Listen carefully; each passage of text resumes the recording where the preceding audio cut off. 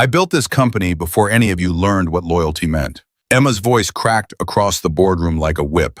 Her hands slammed the glass table, water glasses jumped, papers scattered.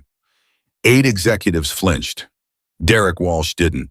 He leaned back, that snake smile spreading wider, and Emma saw it. He'd already won. The wheelchair locked beneath her wasn't just metal and rubber.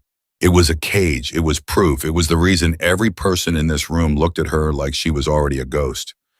Emma, Derek said, voice dripping false concern, "We just think the company needs stable leadership."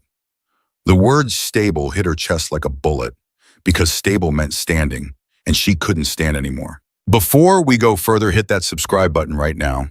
Stay with me until the very end of this story. You won't believe where it goes. And comment your city below. I want to see how far Emma's story travels across the world. Now let's begin. Sign here. The nurse held the discharge papers like they were a death certificate. Emma Carter stared at the dotted line, then at her legs, 2 useless things covered by a thin hospital blanket. 3 days ago, she could run. She could climb stairs. She could stand in a boardroom and watch grown men look away first. Now she couldn't feel her toes. "Ms. Carter," the nurse's voice went soft, that terrible pitying soft. "Do you need help signing?" "No." Emma grabbed the pen so hard her knuckles went white. She signed her name in sharp, angry strokes. Emma. Catherine Carter, CEO of Carter Technologies, builder of empires, woman whose legs didn't work anymore. "I can still hold a pen." The nurse smiled, sad, knowing, and left. Emma looked at the wheelchair folded beside the hospital bed. $48,000. Custom titanium frame, leather seat. They'd measured her like they were fitting her for a coffin. The physical therapist kept saying mobility device, like pretty words could change what it was, proof that the truck had won. Her phone buzzed. 14 missed calls, 23 texts. She ignored them all except one. Rebecca, her assistant. "The board is asking when you'll be back." "What should I tell them?" Emma typed with shaking hands. 2 weeks. "Rebecca, Emma, the doctor said at least 6 weeks, 2 weeks. Tell Derek I'll be there in 2 weeks. She sent it and threw the phone on the bed. 2 weeks. She could do 2 weeks. She could learn to transfer, to dress herself, to function in this new broken body in 2 weeks. She'd built a tech company from nothing in 5 years. She could learn to live in a wheelchair in 14 days. She had to, because the moment they thought she couldn't come back, they'd take everything. Naham. The office lobby felt different. Emma rolled through the revolving door at 7 a.m. sharp, 3 weeks after the accident. The marble floor gleamed. The Carter Technologies logo blazed across the back wall. Her logo, her vision, 20 years of blood and brutal hours turned into brushed steel letters 10 feet tall. But something was wrong. Marcus, the security guard, saw her coming. His face did something complicated. Surprise, pity, relief, fear, all mixed together in an expression that made Emma's stomach turn. "Ms. Carter." He rushed to hold the elevator. We didn't know you were coming in today." "I work here, Marcus."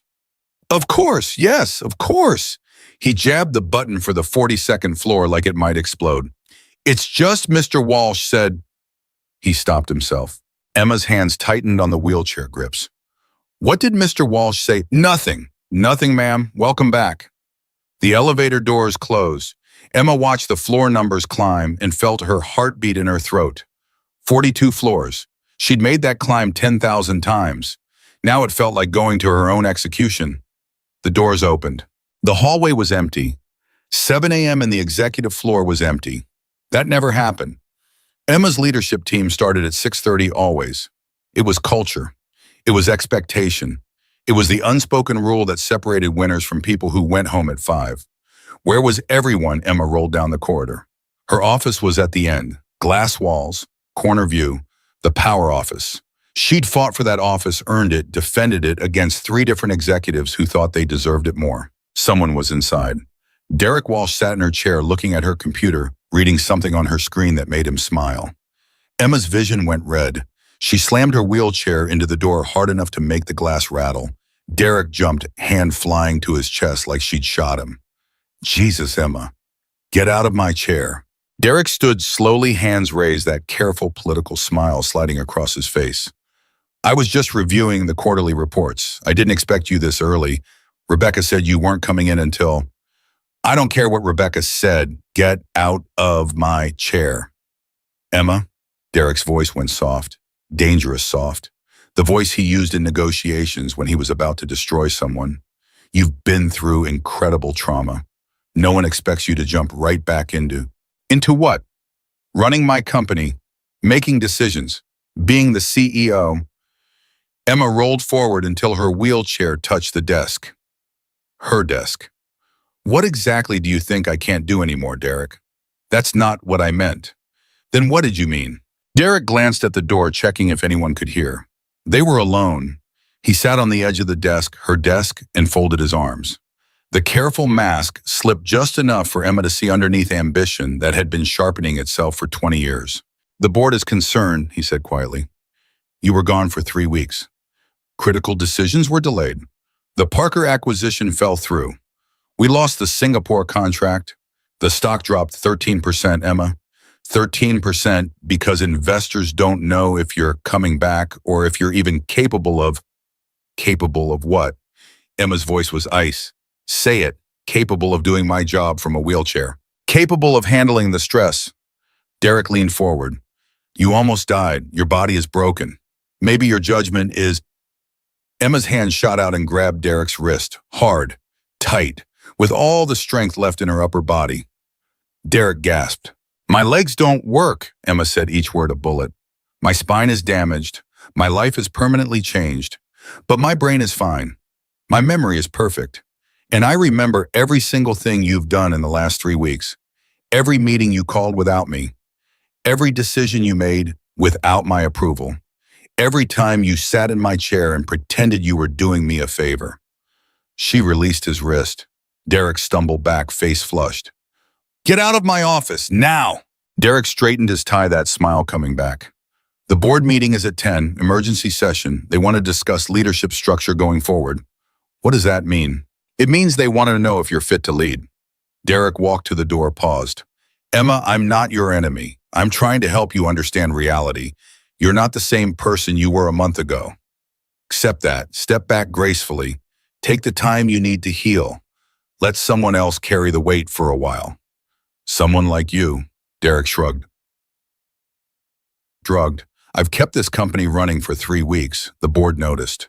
He left. Emma sat alone in her office still hers for now, and let the shaking start. Her hands trembled. Her breath came too fast. The walls felt like they were closing in. Derek was right about one thing: she wasn't the same person. The old Emma would have fired him on the spot, would have crushed him with lawyers and leverage and 20 years of accumulated power. But the old Emma could stand up and walk out of a room when she was done destroying someone. This Emma was trapped in a chair. This Emma had just shown weakness by letting Derek walk away. This Emma was about to lose everything. So, the emergency board meeting started at 10:03 a.m. Emma rolled into the room at exactly 10 o'clock. She'd spent 2 hours in her office preparing. War paint makeup, power suit navy Tom Ford tailored perfectly, even though the pants hung empty. Hair perfect, face calm. She looked like the CEO who'd built Carter Technologies from a garage startup into a $3 billion empire. She looked like someone in control. Inside, she was screaming. 8 board members sat around the glass table. 8 people whose careers Emma had built, whose fortunes Emma had made, whose loyalty Emma had bought with results and ruthlessness and 20 years of never failing. Not one of them met her eyes. Derek sat at the far end. He'd brought a lawyer, young, sharp-suited, carrying a leather folder thick with documents. Emma's stomach dropped. Thank you all for coming, Emma said. Her voice didn't shake. That was something. I understand there are concerns about my ability to lead during my recovery. I'm here to address those directly. James Morrison cleared his throat. 73 years old, Emma's first investor, the man who'd believed in her when she was 28 and had nothing but code and ambition. Emma, no one questions your capability. Your track record speaks for itself. We're simply discussing contingency plans, Derek's voice cut across. We're discussing what happens if you can't fulfill your duties. I'm fulfilling them right now. Are you? Derek opened his folder, pulled out papers, slid them across the table. The Parker acquisition. You were unreachable for 6 critical days during negotiation. They walked. I was in intensive care. The Singapore contract. You missed 3 conference calls. They gave the deal to Chen Industries. I was learning to transfer from a wheelchair to a toilet, Derek. Forgive me for missing calls. The room went silent. Someone coughed. No one looked at Emma. Derek's lawyer leaned forward. Ms. Carter, I think what Mr. Walsh is trying to express gently is that your recovery requires time and focus. No one blames you for prioritizing health. But Carter Technologies can't pause for 6 months while you... I'm not pausing anything. I'm here. I'm working. For how long? Derek's voice was quiet, deadly quiet. How long before the pain gets too much? Before the physical therapy takes priority? Before you realize that running a billion-dollar company from a wheelchair isn't realistic? Emma's hands gripped the wheelchair arms. I've run this company from hospital beds, from airports, from my father's funeral. A wheelchair doesn't change what I can do. Doesn't it? Derek pulled out another paper. I have emails from 6 department heads expressing concern about your availability. I have a letter from our biggest investor asking about succession plans. You have been planning this. Emma's voice cut like a blade. She reached into her bag, pulled out her own folder. You want to talk about emails, Derek? Let's talk about emails. She slid a paper across the table. Calendar screenshots, restaurant receipts, a printed photograph of Derek shaking hands with a silver-haired man outside a steakhouse in Midtown. That's Marcus Chen, CEO of Vertex Capital, the same private equity firm that tried to buy Carter Technologies 5 years ago. The same firm I told to, and I quote, go to hell and take their blood money with them. You've met with Marcus Chen 4 times in the last 3 months. February 14th, March 3rd, March 29th, April 12th. Derek's face went white. April 12th was 3 days after my accident, Derek. 3 days. I was still in the ICU and you were having dinner with a corporate raider discussing acquisition terms. The room erupted. That's out of context. Is it because I also have emails? Emma pulled out more papers. Her hands were steady now. Fury was better than fear. Subject line, long-term succession planning. Sent February 14th, 2 months before my accident. Want to read it aloud or should I? James Morrison grabbed the email. Read it. His face went gray. Derek, what is this? Strategic planning. You were planning her removal before she was injured. James's voice shook. You were discussing succession before there was any reason to. There's always reason for succession. Planning. 2 months later, she's hit by a truck and you have a buyer ready. Emma leaned forward. That's not planning, Derek. That's waiting. You were waiting for me to fail. And when the accident gave you an opening, you were ready. Derek's lawyer started talking fast. Mr. Walsh's private meetings have no bearing on his performance as CFO. Ms. Carter is clearly under tremendous stress. Perhaps these accusations indicate that she's not in a stable mental state to... Don't. Emma's voice was cold. Don't you dare turn my evidence into proof that I'm crazy. I have documentation. I have witnesses. I have everything I need to prove that you've been sabotaging this company while pretending to hold it together. That's not true. Then explain the leak. Silence. Emma looked at each board member. 3 journalists received anonymous tips about my diminished capacity while I was in the hospital. The tips came from an email account accessed from this building. This floor. I have the IT logs. Want to guess whose computer it was? Derek's face crumbled. James Morrison stood up shaking. This meeting is over. Derek, you're suspended pending investigation. Emma. No. Emma's voice was firm. Not suspended. I want a vote. Right now. Do I remain CEO or not? Emma, that's not necessary. Vote now.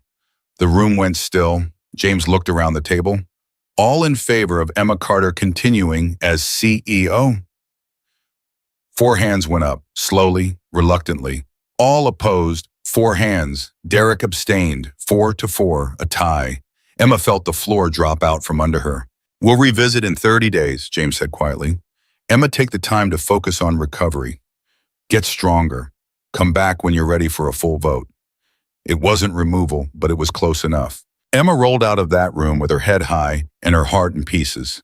She made it to the parking garage before the tears came. Great choking sobs that she'd held back for 8 months. She cried for her legs, for her company, for the people she'd trusted who'd just proven that loyalty died the moment you couldn't stand anymore. Rebecca found her 20 minutes later.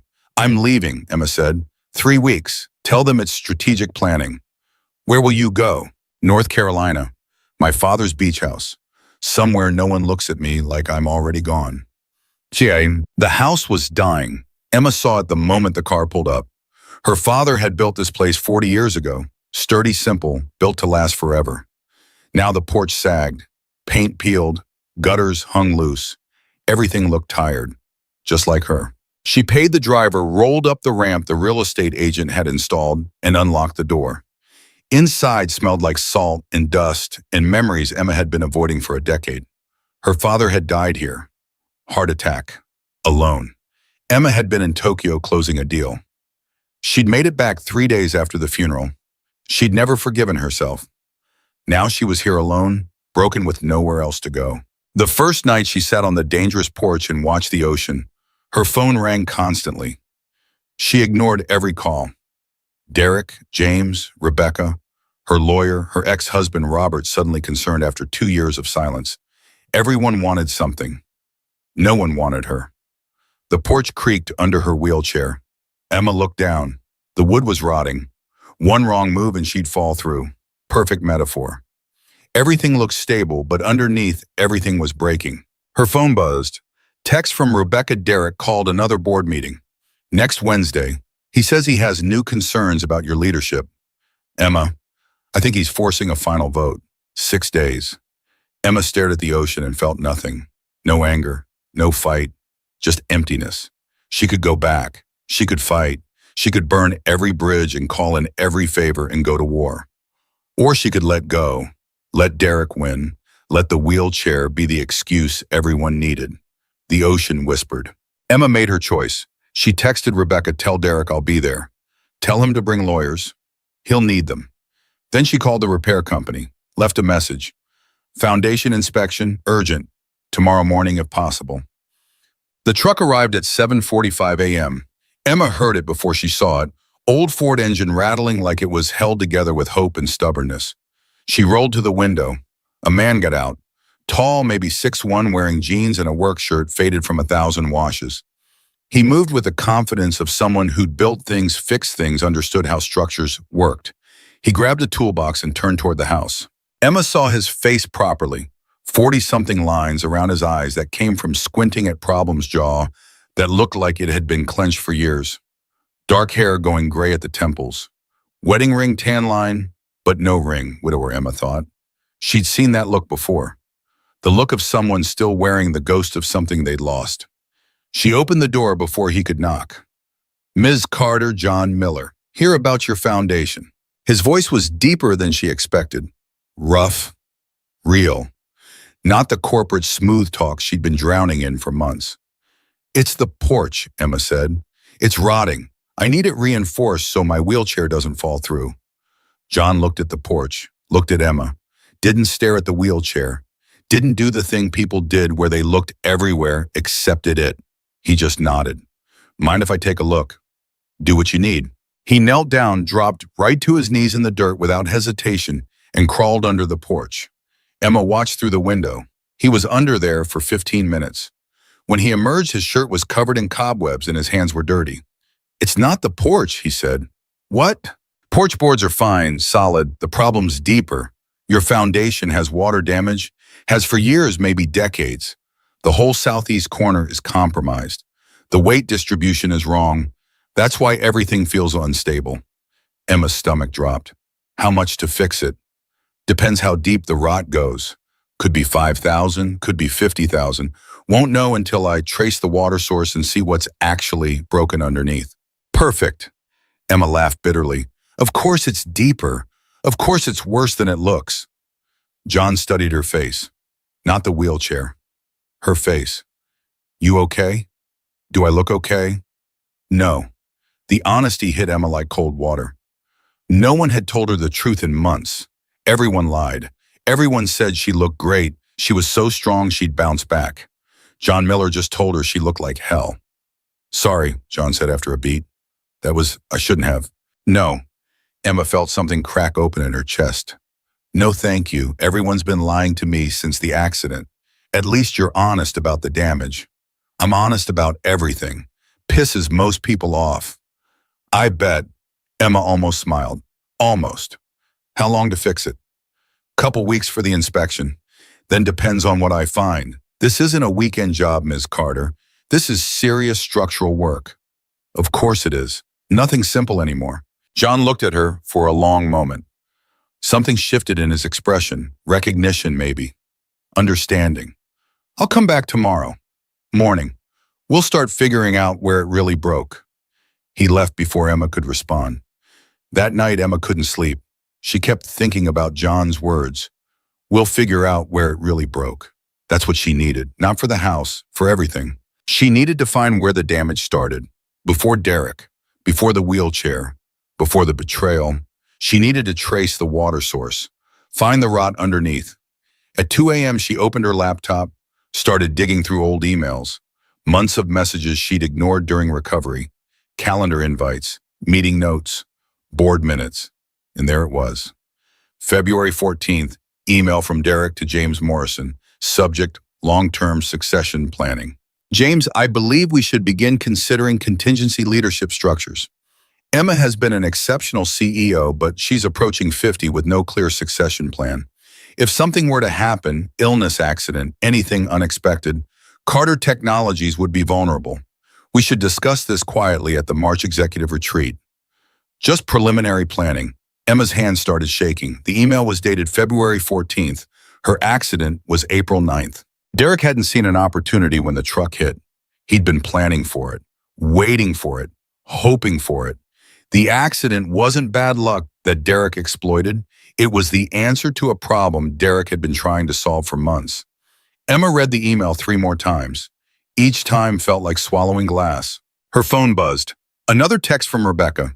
Derek's meeting is confirmed for Wednesday at 10 a.m. He's bringing outside counsel and a board restructuring proposal. Emma, he's going to try to remove you completely. 6 days. Emma looked at the email, looked at her useless legs, looked at the ocean through the window. She could run, could hide, could let them destroy her. Or she could find every piece of evidence, every email, every meeting, every lie. Trace the water source all the way back to where the rot started. She called John Miller. It was 2 a.m., but she didn't care. He answered on the third ring, voice rough with sleep. Hello, it's Emma Carter, the foundation job. I need you to start tomorrow. Full inspection, every corner, every pipe, every crack. I need to know exactly where the damage started and why. Silence. Then, are we still talking about the house? Emma closed her eyes. Start with the house. But I need someone who understands how to find the truth when everyone's been lying about the damage. Can you do that? Another pause. Yeah, I can do that. How fast? How fast do you need it? 6 days. That's barely enough time to... I don't have more time.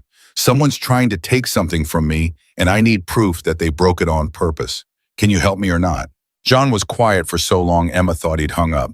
Then, I'll be there at 7, and Miss Carter?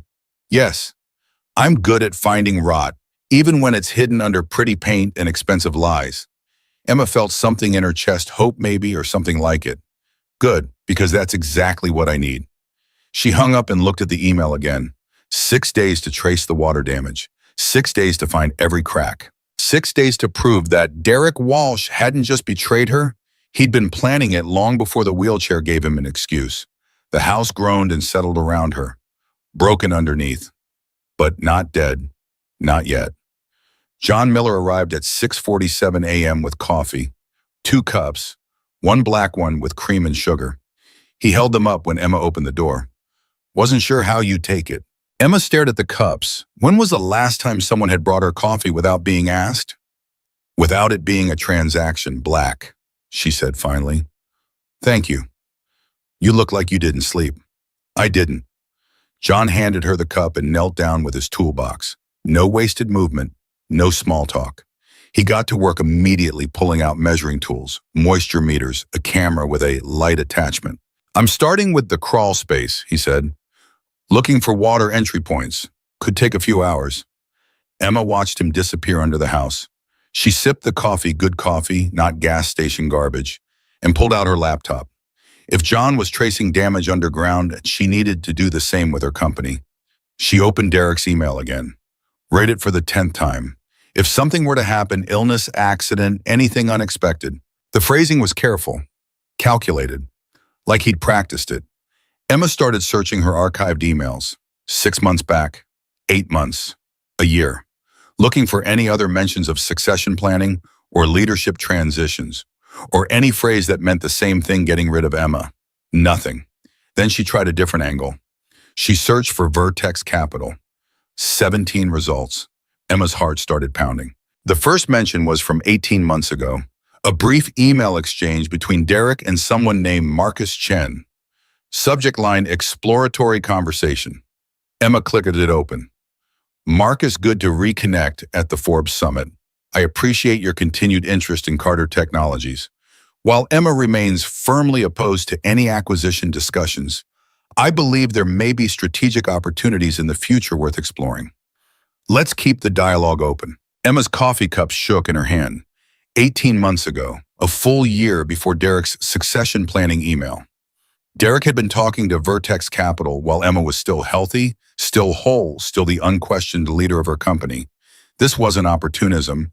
This was a long game. She searched for more, found another email from 14 months ago, then one from 11 months ago.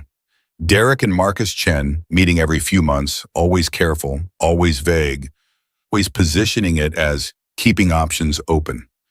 Emma's phone buzzed. Text from her lawyer, Patricia Reeves. Got your message. Can we talk? This is serious. If you're right about Derek, Emma called immediately. Patricia answered on the first ring. Tell me everything. Emma did. The emails, the timeline, the Vertex Capital meetings. Derek's succession planning message sent 2 months before the accident. The emergency board meeting scheduled for Wednesday. Patricia was silent for a long moment. Emma, if we can prove premeditation, if we can show Derek was planning this before your injury, that changes everything. That's not just corporate maneuvering.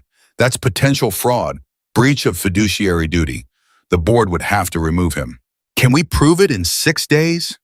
6 days, Patricia's voice went sharp.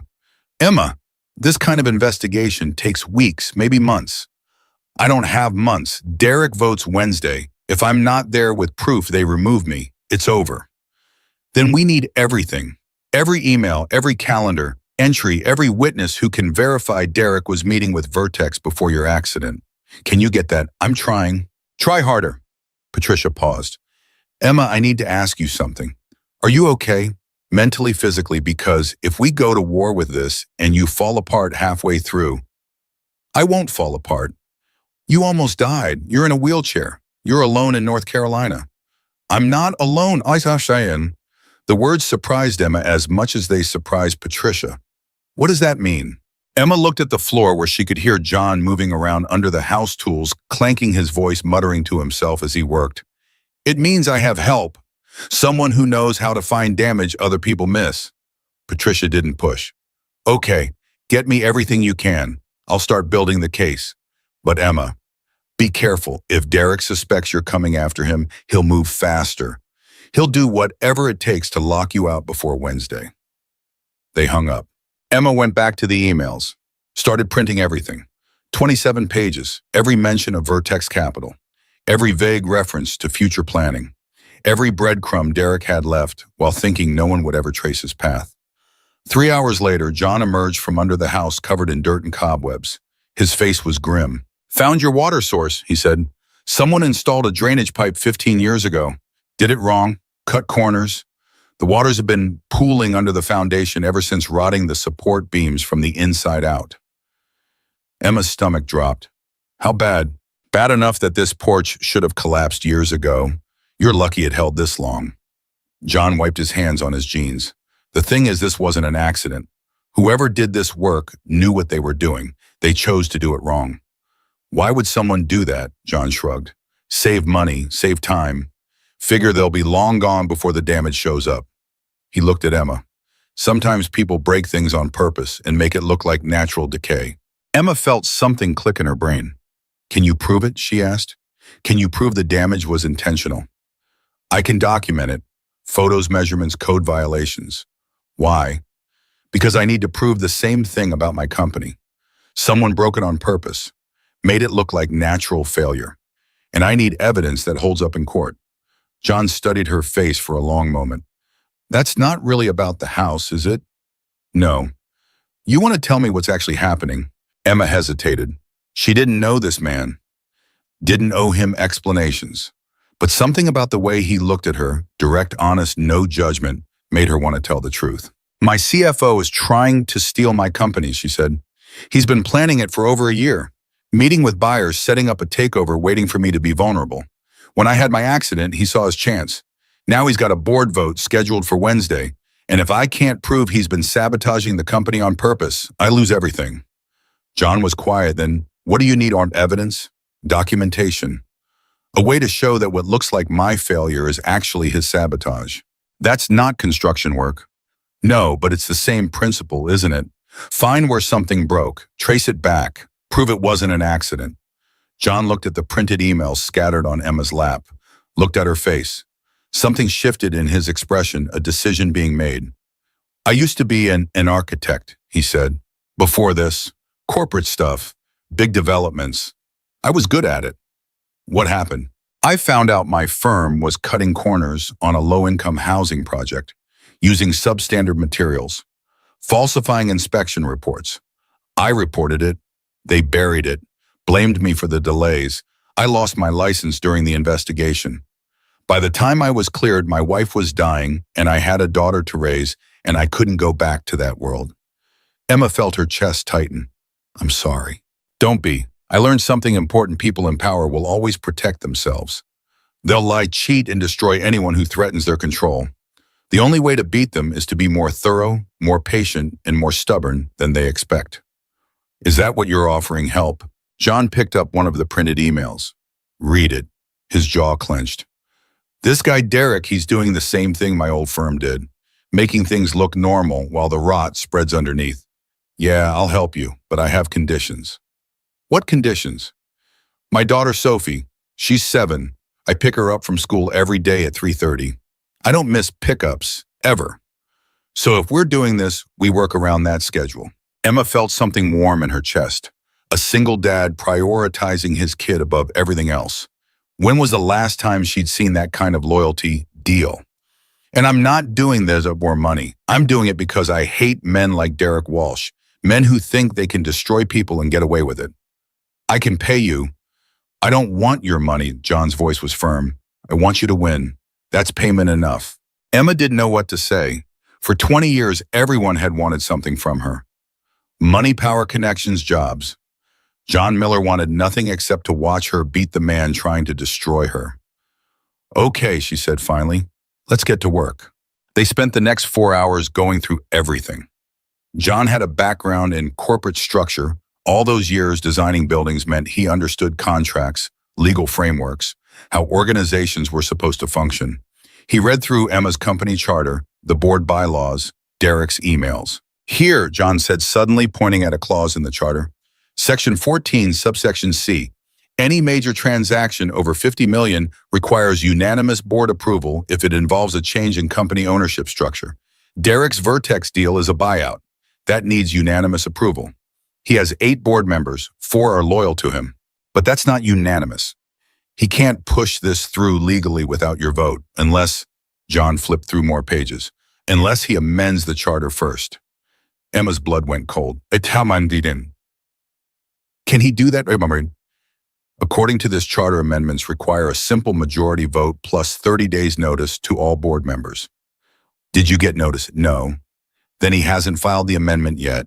But if he does it on Wednesday, if he gets 5 votes for an amendment, he can change the rules to bypass you. Emma felt the walls closing in. So Wednesday isn't just about removing me. It's about changing the charter so he can sell the company without my consent. That's my read. Jesus. Emma's hands shook. How do I stop that? You need to prove he's acting in bad faith. Prove he's been planning this for personal gain, not company benefit.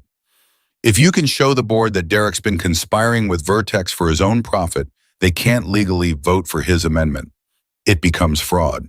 Emma grabbed her laptop, started searching Derek's expense reports, travel records, anything that might show a pattern. And there it was, 8 trips to New York in the last 18 months, all filed as investor relations meetings. But when Emma cross-referenced the dates with Derek's emails to Marcus Chen, every single trip coincided with a Vertex Capital meeting. Derek had been using company money to plan the company's betrayal. "Got him, Emma whispered. John looked over her shoulder. "That's your smoking gun. He used corporate funds to meet with the buyer while planning to profit from the sale. That's textbook self-dealing." Emma started to smile, then her phone rang. "Rebecca. Emma, we have a problem." "What now?" "Derek just sent a memo to the entire board. He's claiming you've been erratic and unstable. He's citing your late-night phone calls, your sudden departure to North Carolina, your refusal to communicate with the leadership team. He's building a case that you're mentally unfit." Emma's smile died. "He's preempting me. He knows I'm building a case against him." "How would he know that?" "Good question." Emma's mind raced. She'd been careful, used her personal email, made calls from her cell phone. "Unless Rebecca, who has access to my company email account, you, me, and ITY, can IT see my personal emails if I access them through the company server?"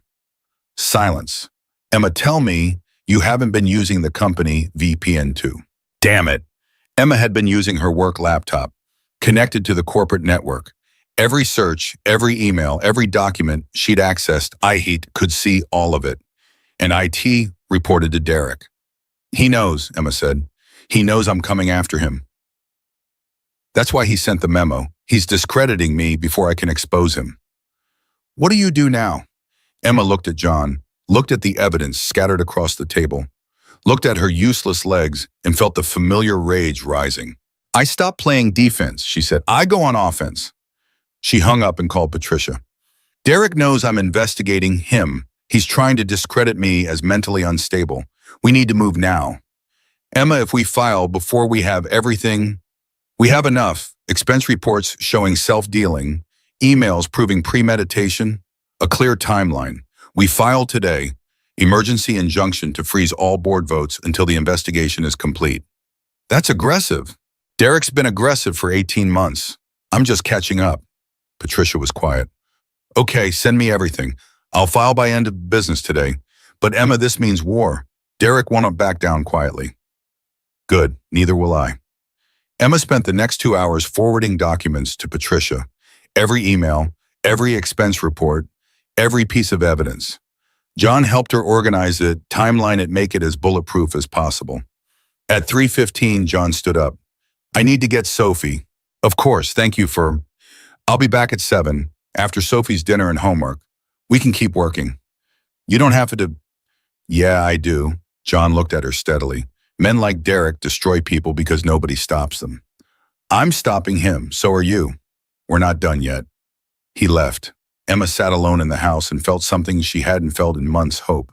Not the desperate, grasping hope of someone drowning. The solid, grounded hope of someone who'd found an ally. Someone who gave a damn. Her phone rang. "Patricia." "It's filed. Emergency injunction. Hearing scheduled for Tuesday morning, day before the board vote. Judge wants to review the evidence and hear arguments from both sides." "Will it hold?"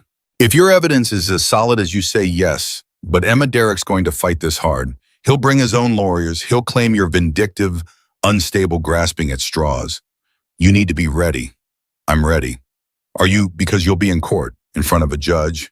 Derek will be sitting 10 feet away, and his lawyers will try to tear you apart. Can you handle that?" Emma looked at her wheelchair, looked at her legs, thought about the boardroom, about Derek's smile, about 4 to 4. "I can handle it," she said. She hung up and realized her hands weren't shaking anymore.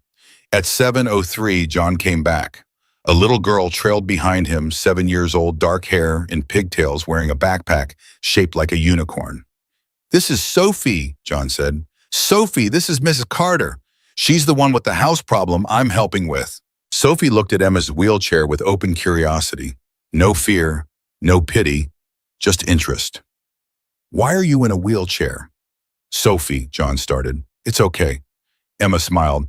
"I was in an accident. My legs don't work anymore." "Does it hurt?" "Sometimes." "My mom died," Sophie said matter-of-factly. "Cancer. That hurt her a lot, but she's not hurting anymore. Emma's throat tightened. I'm sorry about your mom. Sophie shrugged. It was 2 years ago. I still miss her, but Dad says it's okay to miss people. He says missing people means you love them. John's face was tight. Sophie, homework. Now, let Ms. Carter and me work. Sophie settled at the kitchen table with worksheets, while John and Emma went back to the documents. They worked in silence, the only sound Sophie's pencil scratching and the ocean outside. At 8:30, Sophie fell asleep with her head on the table. John carried her to the couch, covered her with his jacket, and came back. Sorry about that. Didn't mean to bring my kid to your crisis. Don't apologize. Emma struggled to find words. She's real. Everything in my life has been fake for so long. She's real. Yeah, kids are good at that. They don't know how to lie yet. John sat down. So, Tuesday hearing. What happens if you lose? Derek votes Wednesday, amends the charter, sells the company. I get paid out and forced into retirement. Everything I built gets dismantled by vultures. And if you win, Derek gets removed. Investigation continues. Board votes on permanent leadership. I get a fair shot. That's not enough. Emma looked at him. What do you mean? Winning the injunction stops Derek temporarily, but it doesn't fix the bigger problem. You've got a board split 4-4. Even if Derek's gone, you're still fighting half your own board. They still think you're too broken to lead. The words hurt because they were true. So what do I do? Emma's voice cracked. Even if I win Tuesday, I still have to prove I can run the company. And I'm in a wheelchair. I'm slow. I get tired. I need help with things I used to do myself. How do I prove I'm not broken when I am broken? John leaned back. My wife Lisa, when she was dying, she kept trying to do everything herself. Cook dinner, drive Sophie to school, work from home. She was terrified of being seen as weak. She'd rather collapse than ask for help. What happened? She collapsed. Emergency room. Sophie saw the whole thing, scared her half to death. John's voice was rough. After that, Lisa finally let people help. Let me help. Let Sophie help in little ways. And you know what? She was stronger when she stopped pretending to be fine, because she could focus her energy on the things that mattered instead of wasting it on proving she didn't need anyone. Emma felt tears burning. I don't know how to do that. I've been in charge for 20 years. Being strong meant not needing anyone. That's not strength. That's isolation. John looked at her. Real strength is knowing when to ask for help, knowing you can't do everything alone. Derek's counting on you being too proud to admit that. Prove him wrong. Emma wiped her eyes. How? Show the board you're not doing this alone. Show them you've built a team. Delegate. Trust people. Stop trying to prove you're the same person you were before the accident and show them you're actually better because now you understand how to lead through collaboration instead of control. Emma let that sink in. She'd been fighting alone for months, pushed Rebecca away, avoided her lawyer, refused help because accepting help felt like admitting defeat. But maybe that was the trap. Maybe Derek wanted her isolated, wanted her to exhaust herself trying to prove she didn't need anyone. Because isolated leaders were easy to remove.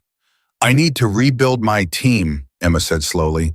Not just lawyers, people I trust, people who understand what I'm fighting for. That's a start. Will you be on that team? John looked surprised. I'm a contractor. You're an architect who understands corporate fraud. You found the pattern in Derek's emails faster than my lawyer did. You're exactly who I need. Emma, I've got a kid. I can't be in Manhattan for board meetings. You don't have to be, but I need someone who sees what I can't see, someone who knows how to find hidden damage. Will you help me not just this week, after, when I'm fighting to rebuild? John was quiet for a long time. Why me? Because you told me the truth when everyone else lied. Because you're helping me for the right reasons.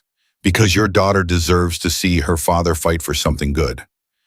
Emma paused. And because I'm tired of being alone. John looked at Sophie sleeping on the couch, looked at Emma, made his decision. Okay, but I'm not moving to New York and I'm not wearing a suit. Emma actually laughed. Deal. They worked until midnight, built a timeline, identified weaknesses in Derek's case, prepared for every argument his lawyers might make. At 12:17, John stood to leave. He gathered Sophie gently, and the girl mumbled, but didn't wake. Tuesday morning, he said at 9 a.m., I'll drive you to the courthouse. You don't have to. Yeah, I do. You're going into battle. You don't go into battle alone. He headed for the door, then turned back. Emma, you're going to win, not because you're the smartest or the richest or the most ruthless, but because you're fighting for the right thing. And that matters more than people think. He left. Emma sat alone in the quiet house and felt something shift inside her. For months, she'd been fighting to prove she wasn't broken. Now she was fighting to prove that being broken didn't mean being beaten. And for the first time since the accident, she believed she might actually win. Emma's phone rang at 5:47 a.m. Monday morning. She'd been awake since 4, staring at the ceiling, going through every possible scenario for tomorrow's hearing. Patricia's name lit up the screen. They filed a counter motion, Patricia said without preamble. Derek's lawyers. They're claiming your injunction is baseless harassment from a disgruntled executive unable to accept her diminished capacity. They're asking the judge to dismiss and sanction us for filing frivolous claims. Emma's stomach dropped. Can they do that? They can try. It won't work. We have solid evidence, but it complicates things. The judge now has to rule on their motion to dismiss before even hearing our injunction. If he grants their motion, we don't get to present evidence. It's over before we start. What are the chances he grants it? Patricia hesitated too long. 20%, maybe 30%. Judge Morrison is old school, conservative. He doesn't like corporate disputes clogging his docket. If Derek's lawyers can convince him this is just internal politics, he'll throw it out. Then we make sure he doesn't see it that way. Emma, I need you to understand something. When we walk into that courtroom tomorrow, Derek's team will try to make you the villain. They'll paint you as bitter, vindictive, unable to accept that you're not fit to lead anymore. Every word you say will be twisted. Every emotion will be used against you. Can you handle that? Emma thought about the boardroom, about Derek's smile, about 4 to 4 in 30 days and everyone looking at her like she was already gone. I can handle it. Good, because we only get one shot at this. Emma hung up and immediately called John. He answered on the first ring, voice alert. He'd been awake too. What's wrong? Derek filed a counter motion. They're trying to get the whole case dismissed before we can present evidence. Can they do that? Apparently, yes. Patricia says there's a 20 to 30% chance the judge throws it out tomorrow without even looking at our evidence. John was quiet. What do you need? I need the evidence to be undeniable. I need it organized so perfectly that the judge can't ignore it even if he wants to. Can you help me with that? I'll be there in 20 minutes. Emma rolled to the window and watched the sun come up over the ocean. The house groaned beneath her. Still broken, still rotting from underneath, but still standing, just like her. John arrived at 6:11 with coffee and a box of donuts. Sophie wasn't with him. Neighbors watching her, he said, told her I had an emergency job, which I guess is true. They spread everything across the kitchen table. 27 pages of printed emails, expense reports, calendar entries, the company charter, Derek's counter motion filing. What's the judge's name? John asked. Morrison, Judge Harold Morrison. John pulled out his phone and started typing. 68 years old, appointed by a Republican governor, known for strict interpretation of corporate law, hates frivolous cases, dismissed 43% of the civil claims that came through his court last year. How do you know that? Public record. Plus, I remember him. My fraud case 6 years ago, the one where I lost my license, went through his court. He's the one who let my old firm off with a fine while I got blacklisted. Emma's blood went cold. The same judge who ruled against you is ruling on my case tomorrow. Yeah. John, if he's biased. He's not biased. He just hates cases that waste his time. My lawyers were sloppy, didn't have the evidence organized, made emotional arguments instead of legal ones. Morrison saw it as a grudge match and dismissed it. John looked at Emma. That's why we're not going to make the same mistake. We're going to walk in there with evidence so clean, so organized, so irrefutable that he can't dismiss it without looking incompetent. They worked for 6 straight hours. John created a timeline, visual color-coded. Impossible to misinterpret. Every Derek email matched to a calendar entry. Every Vertex meeting matched to an expense report. Every instance of self-dealing highlighted in red. This is the story, John said, taping the timeline to the wall. February 18 months ago, Derek initiates contact with Vertex Capital. March through December, 8 meetings on company expense. January 1st mention of succession planning. February email explicitly discussing what happens if you're incapacitated. April, your accident. May, Derek accelerates takeover plans. See the pattern. Emma saw it, clear as day, premeditation, planning. A man who'd been waiting for over a year for Emma to be vulnerable. The judge has to see this, Emma said. Boom. He will, but we need more. We need to show motive. Why is Derek doing this? What does he get out of selling to Vertex? Emma grabbed Derek's employment contract, read through it for the 10th time. Then she saw it, buried in Section 18, in the event of acquisition or change of company ownership, CFO shall receive retention bonus equal to 3% of transaction value. Emma's hands started shaking. 3%. Vertex's offer is estimated at $2 billion. 3% of $2 billion is $60 million, John finished. Derek stands to make $60 million if this sale goes through. That's why he's doing this. Not for the company, not for the shareholders, for $60 million. That's your smoking gun, John pointed at the timeline. Show the judge this. Show him Derek spent 18 months planning a sale that would personally net him $60 million. Then show him Derek's succession planning email from before your accident.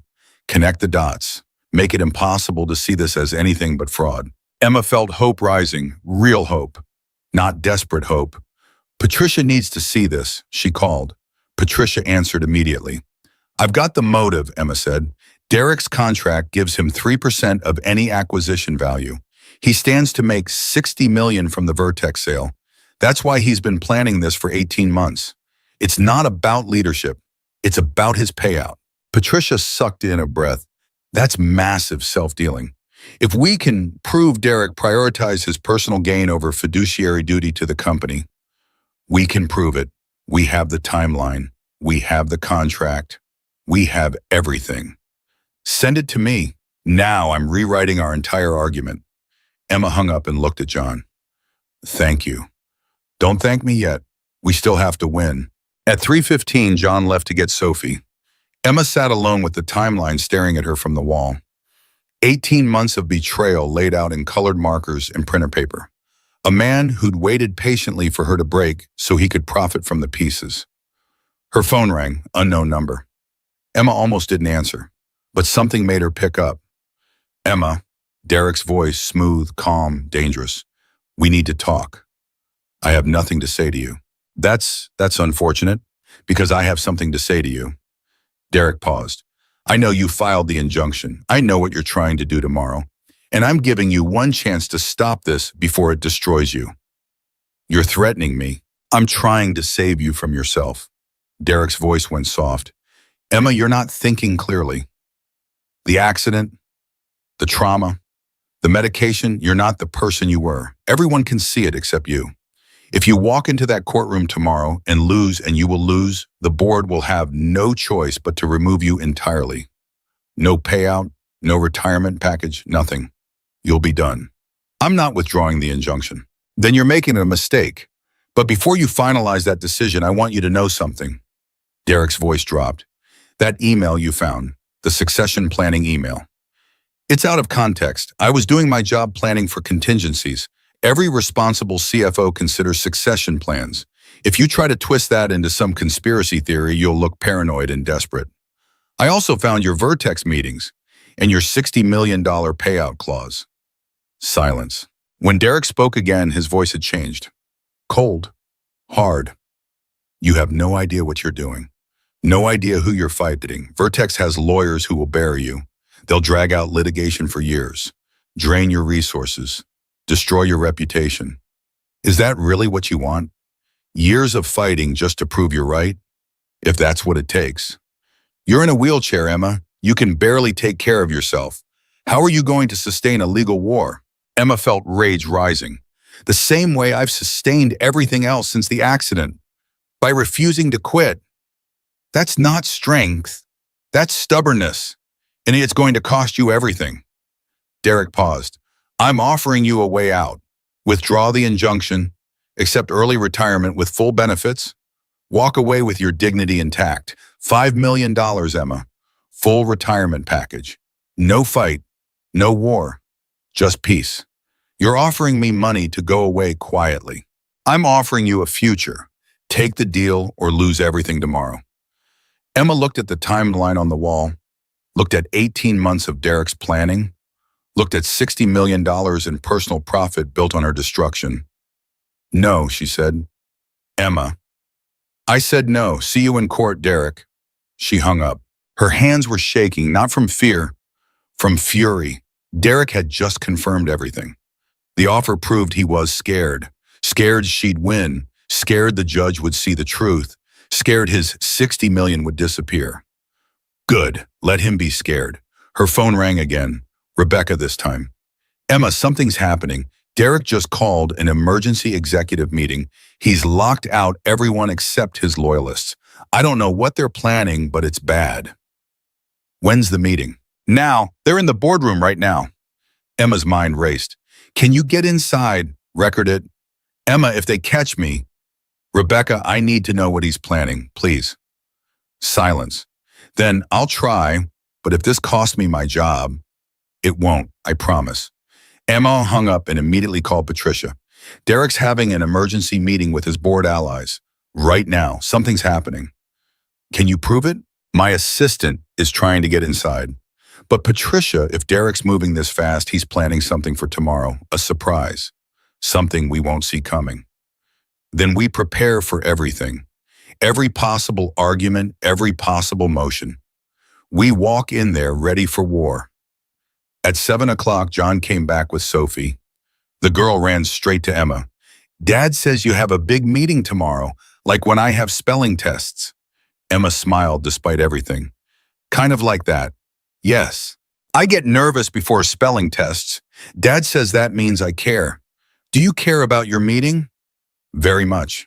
Sophie nodded seriously. Then it's okay to be nervous. That means you're going to try your best. Emma felt something crack in her chest. This 7-year-old understood more about courage than most adults. Your dad is helping me get ready, Emma said. Is that okay with you? Sophie looked at John. Are you helping her because she's your friend? John's face did something complicated. Yeah, I guess I am.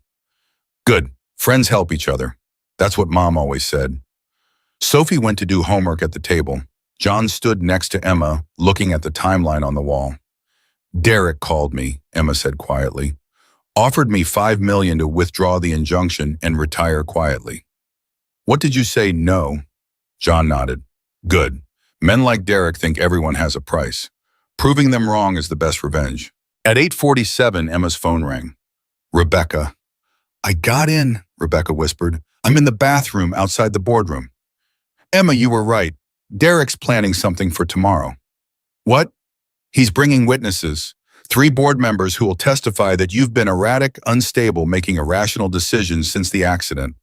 They're going to say you've been harassing Derek, making baseless accusations, creating a hostile work environment. Emma's stomach dropped. They're going to make me look crazy. Worse, they're going to make it look like you're the problem. Like Derek's been trying to help you and you've been attacking him out of paranoia. Did you record any of it? No, they checked everyone's phones at the door. But Emma, I heard them planning their testimony. They were going to coordinate their stories, make it look like a pattern of instability going back months. That's perjury. It's their word against yours, and there's 3 of them. Emma felt the walls closing in. Even with all her evidence, if 3 board members testified that she'd been unstable, the judge might dismiss the case as internal politics. A bitter executive, unable to accept her limitations. Thank you for trying, Emma said. Be careful getting out. She hung up and told John everything. John's jaw clenched. They're rigging the testimony, making sure their stories match. How do I fight that? It's 3 witnesses saying I'm unstable versus me saying they're lying. You fight it by being so prepared that their lies fall apart under scrutiny. John pointed at the timeline. They can say you're unstable all they want, but they can't argue with documented evidence. Emails don't lie. Expense reports don't lie. Derek's $60 million payout clause doesn't lie. But if the judge thinks I'm paranoid, then you show him you're not. You walk in there calm, collected, professional. You let the evidence speak for itself. And when Derek's witnesses try to paint you as crazy, you ask them specific questions they can't answer without admitting the truth. Emma looked at him. Like what? Like, if I'm so unstable, why didn't you remove me earlier? Why wait until I filed an injunction? If you were genuinely concerned about my mental state, where's the documentation? Where are the medical evaluations you should have requested? Where's the paper trail showing you tried to help me? John leaned forward. See, that's the thing about lies. They fall apart when you ask for proof. Emma felt hope again. Real solid hope. Patricia needs to know this strategy. She called. Patricia answered on the first ring. Derek's bringing 3 witnesses to testify. I'm unstable, Emma said. They're going to coordinate their stories. Make it look like I've been erratic for months. Patricia swore. That's dirty, but it's also risky. If we can prove they're lying, it backfires spectacularly. John says we asked for documentation. If they claim they've been concerned about my mental state, where's the paper trail? Where are the emails expressing concern? Where are the requests for medical evaluation? That's brilliant. Patricia's voice got sharp, focused. If they can't produce documentation, their testimony looks like exactly what it is: coordinated perjury to protect Derek. Emma, this might actually work in our favor. Let them testify. Let them commit to their lies under oath. Then we destroy them with their own lack of evidence. They talk strategy for another hour. Every possible question Derek's lawyers might ask, every possible witness testimony, every way to turn their attacks into proof of their lies. At 10:30, Sophie was asleep on the couch again. John covered her with his jacket and turned to Emma. I'm driving you to the courthouse tomorrow, he said, not asking, telling. John, you don't have to. Yeah, I do. You're walking into a room full of people who want to destroy you. You're not doing that alone. He paused. Also, I want to see Derek's face when you win. Emma felt tears burning. What if I don't win? You will. How do you know? Because I've watched you work for 3 days straight. I've seen how you think, how you fight, how you refuse to quit even when everything's against you. Derek's counting on you being weak. But you're not weak. You're the strongest person I've met in years, and tomorrow everyone's going to see that. Emma couldn't speak. No one had talked to her like that since the accident. Everyone treated her like she was fragile, broken, diminished. John Miller looked at her and saw strength. Thank you, she whispered. Don't thank me. Just win. That night, Emma didn't sleep. She went through every document again, memorized every date, every email, every piece of evidence. Patricia had said they only got one shot. Emma was going to make it count. At 5 a.m., her phone buzzed. Text from Patricia. I'm ready. Are you? Emma looked at the timeline still hanging on the wall. 18 months of Derek's betrayal mapped out in colored markers. The truth made visible. She texted back, I'm ready. John arrived at 6 with coffee and Sophie. The girl was still in pajamas, yawning. School doesn't start until 8, John said. She's coming with us. Neighbor can't watch her this early. I don't mind. Sophie climbed into Emma's lap, just climbed right up like it was the most natural thing in the world, and yawned again. Are you going to win your spelling test? I'm going to try 'em. Good. Dad says trying your best is what matters. Even if you don't win. John met Emma's eyes over Sophie's head.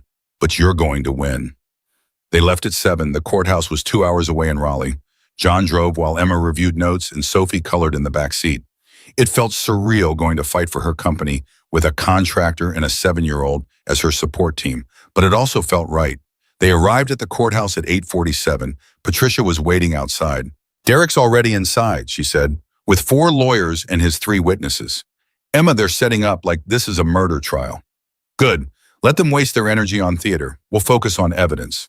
Patricia looked at John. Who's this John Miller? He's helping me. Helping how? He organized the evidence, built the timeline, found the motive. He's the reason we're going to win. Patricia studied John for a moment, then nodded.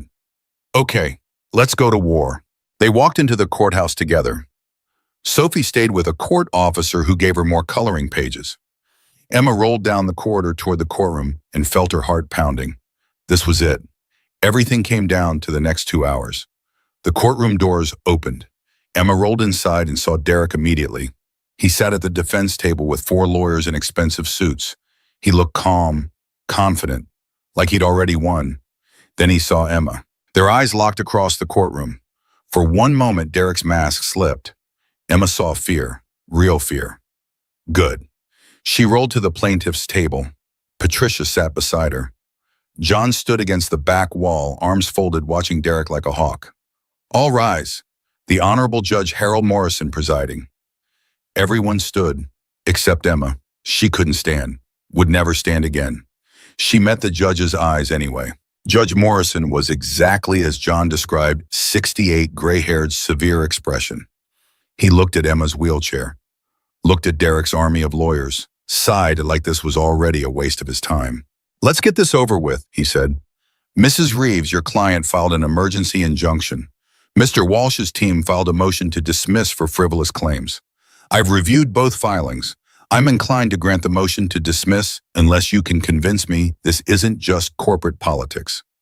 Patricia stood. Your Honor, this isn't politics. This is fraud. Documented, provable fraud. That's a serious accusation, backed by serious evidence.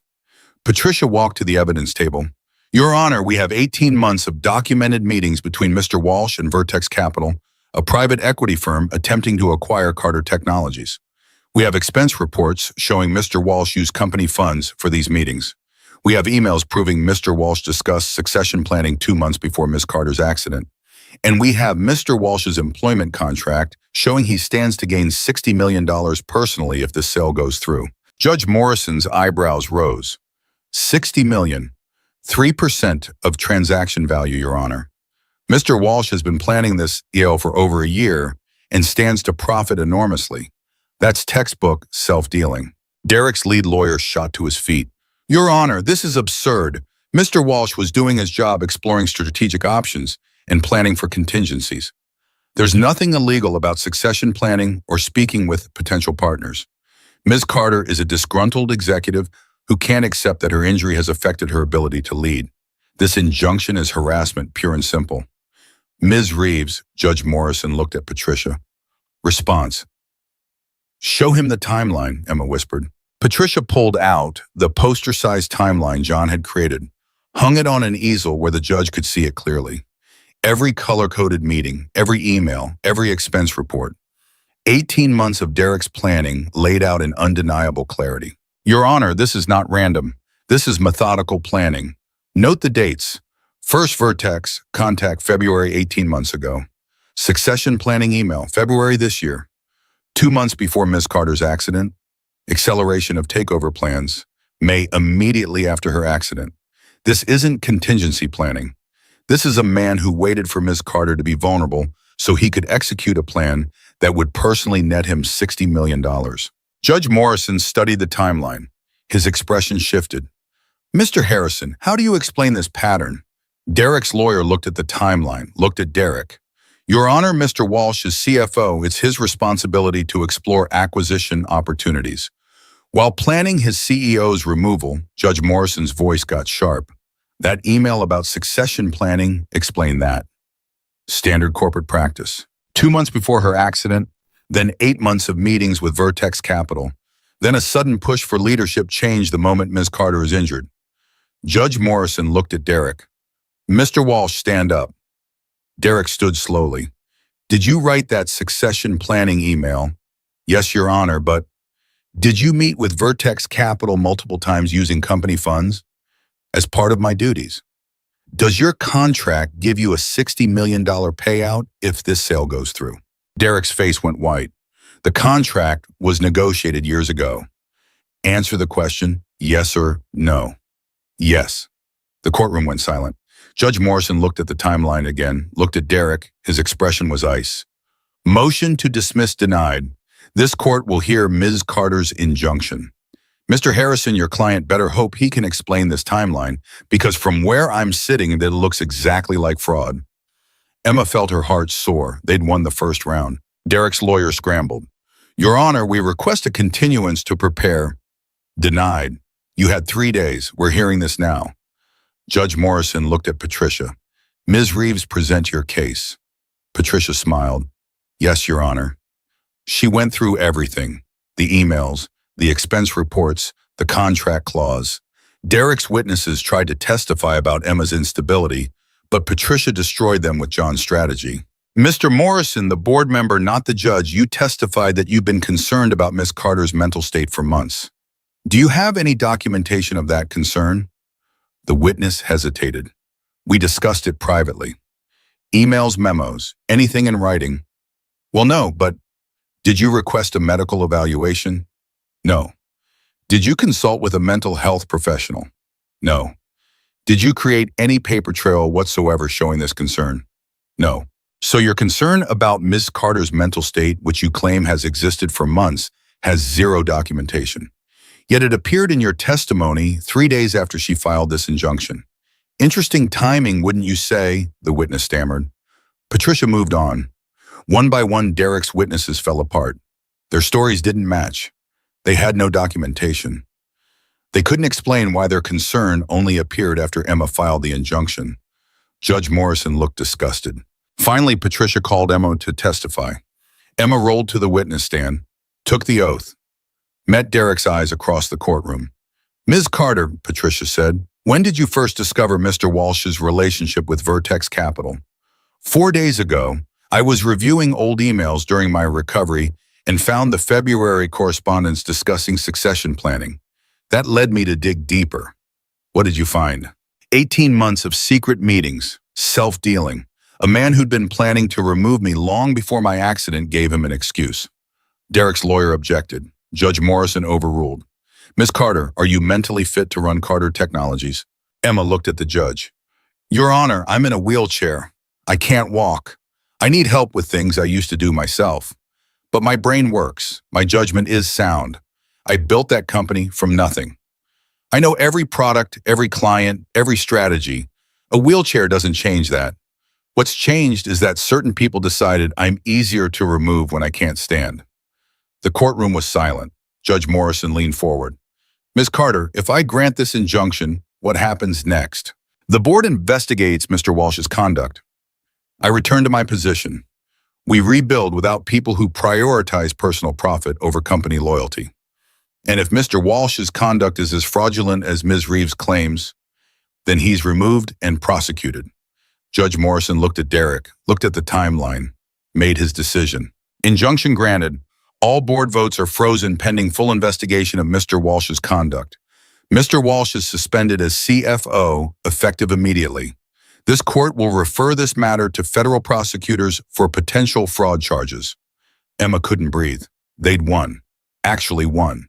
Derek shot to his feet. Your Honor, this is... Mr. Walsh, sit down before I hold you in contempt. Judge Morrison's voice was ice. I've been a judge for 30 years. I know fraud when I see it. And what I see on that timeline is a man who spent 18 months planning to profit from his CEO's vulnerability. That's not business. That's betrayal. He looked at Emma. Mr. Carter, good luck. You're going to need it rebuilding a company that clearly has rot in its foundation. Thank you, Your Honor. Emma rolled out of that courtroom in a daze. Patricia was grinning. John was waiting in the hallway with Sophie. Did you win your spelling test? Sophie asked. Emma started laughing. Actually laughing. Yes, I won. I knew you would. You tried your best. Emma looked at John over Sophie's head. He was smiling, really smiling. Told you, he said. Outside the courthouse, Emma's phone exploded. 23 calls, 47 texts. Everyone suddenly wanted to talk to her now that she'd won. She ignored them all except one. Rebecca. You did it, Rebecca said, voice shaking. Emma Derek just got escorted out of the building by security. The board's in emergency session. They want you back. When? Now, today, they're voting to reinstate you as CEO with full authority. Emma looked at John, looked at Sophie, looked at the courthouse where she just won the fight of her life. Tell them I'll be there Friday, Emma said. I have some things to finish first. She hung up. John raised an eyebrow. You just won. Shouldn't you be rushing back to take control? I spent 20 years rushing, never stopping, never accepting help, never admitting I couldn't do everything alone. Emma looked at him. That's what got me here. A company full of people like Derek because I was too busy winning to notice the rot underneath. So what now? Now I take time to rebuild the foundation properly, starting with mine. Sophie tugged Emma's sleeve. Can we get ice cream? Dad says we should celebrate when people win their spelling tests. Emma smiled. Ice cream sounds perfect. They got ice cream, sat outside in the sun. Sophie talked about school and her friend Maya and a caterpillar she'd found. John sat quietly watching Emma like he was seeing something new. What? Emma finally asked. You're different than you were 4 days ago. How bum you're not fighting alone anymore. Emma looked at Sophie's ice cream-covered face, looked at John, felt something warm in her chest that had nothing to do with victory. No, she said, I'm not. Her phone rang. Patricia. Emma, the federal prosecutors want to meet. They're opening a formal investigation into Derek. They want your testimony and all your evidence. They'll have it. Also, 3 board members just resigned. The ones who testified against you. They know they're facing perjury charges. Emma felt satisfaction, cold and sharp. Good. Emma, Patricia's voice got soft. You did it. You actually did it. Most people in your position would have given up. You didn't. I had help. Emma hung up and looked at John. I need to ask you something, she said. What? When I go back on Friday, when I start rebuilding the company, I'm going to need someone who understands how to find hidden damage. Someone who's not afraid to tell me the truth even when it's ugly. Someone who sees problems other people miss. John's eyes widened. Emma, I'm offering you a job, Chief Operations Officer. Your job is to find every crack, every weakness, every place where rot has taken hold. Fix it before it breaks everything. I'm a contractor. You're an architect who understands systems. You're exactly what I need. I have a daughter. Bring her. We'll set up remote work. You stay in North Carolina. Come to New York when necessary. We build a company that values people who actually care about doing things right. John looked at Sophie. The girl was chasing pigeons, laughing, completely unaware of the conversation happening 10 feet away. Why me? John asked. Because you told me the truth when everyone else lied. Because you helped me when you had nothing to gain.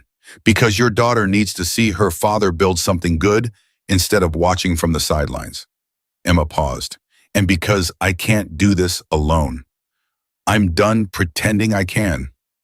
John watched Sophie for a long moment. Then he looked at Emma and smiled. Okay, he said, but I'm still not wearing a suit. Emma laughed. Deal. They finished their ice cream, drove back to the beach house. Sophie fell asleep in the car and John carried her inside, settling her on the couch like he'd done a dozen times before. I should go, he said. Let you rest. Big day. Stay, Emma said. Please, just stay for a while. John hesitated. Then he sat down across from her. They talked until midnight about the company, about the rebuilding, about Sophie and what it meant to raise a kid alone, about Emma's father and the beach house and all the years she'd avoided this place because it reminded her of everything she'd lost. You know what's funny, Emma said finally. I thought the accident broke me.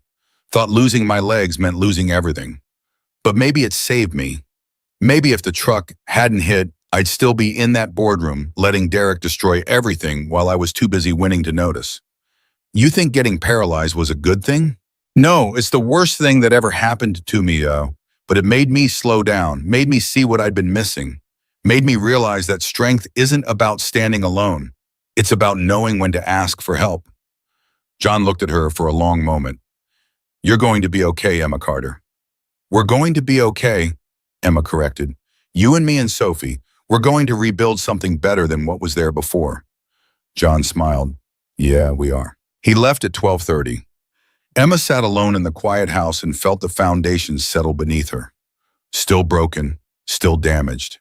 But being fixed now, being rebuilt from the ground up by someone who understood that true strength came from addressing the damage honestly instead of covering it with pretty paint and expensive lies.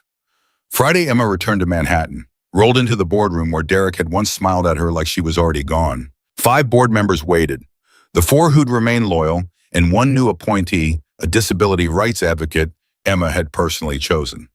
Welcome back, James Morrison said. We have a lot of work to do. Emma smiled. Then let's get started. But this time she wasn't fighting alone. This time she had John Miller on video call from North Carolina, showing the board his analysis of every department, Every contract, every place where shortcuts had weakened the company foundation. This time she had Patricia reviewing every legal document to ensure no more Derek Walshes could hide rot beneath corporate polish.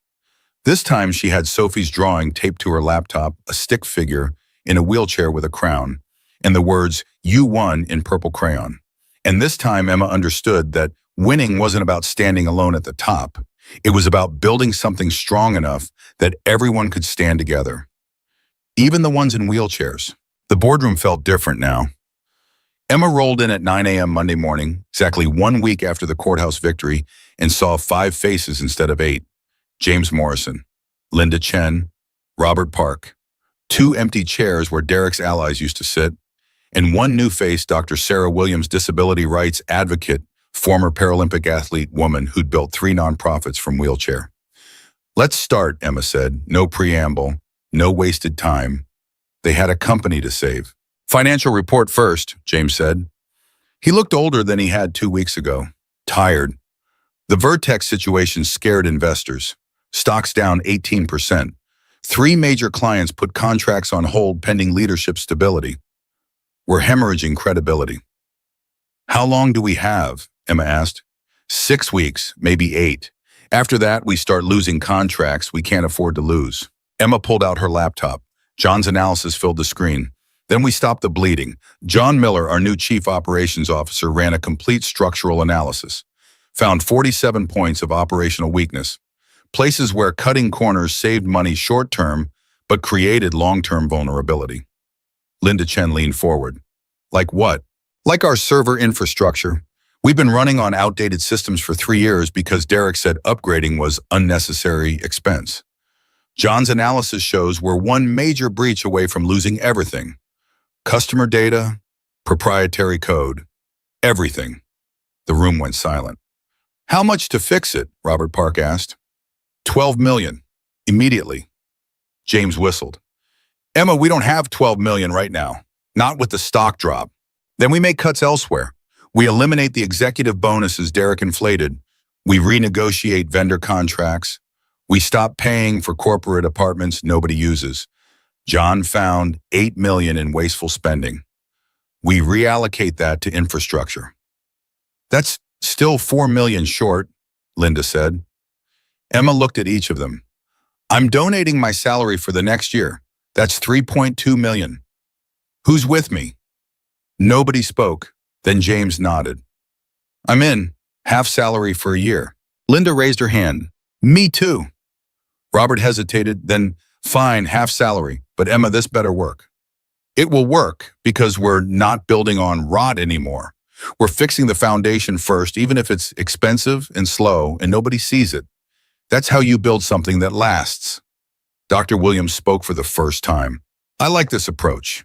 Most companies focus on appearances. You're focusing on substance. Because appearances got us Derek Walsh." Emma pulled up another document. "Which brings me to the next issue. We need to restructure the entire executive team, not just remove the bad actors. We need to change how leadership works here." "What are you proposing?" James asked. "Accountability measures. Every executive reports quarterly to an independent review board. Financial decisions over $5 million require dual sign-off. No more single-person control over major contracts. And most importantly, whistleblower protection. If someone sees something wrong, they need to be able to report it without risking their career." "That's a lot of oversight," Robert said. "It'll slow us down." "Good. Derek moved fast. Look where that got us. I'd rather move slow and move right." The vote was unanimous. They worked until 7 p.m.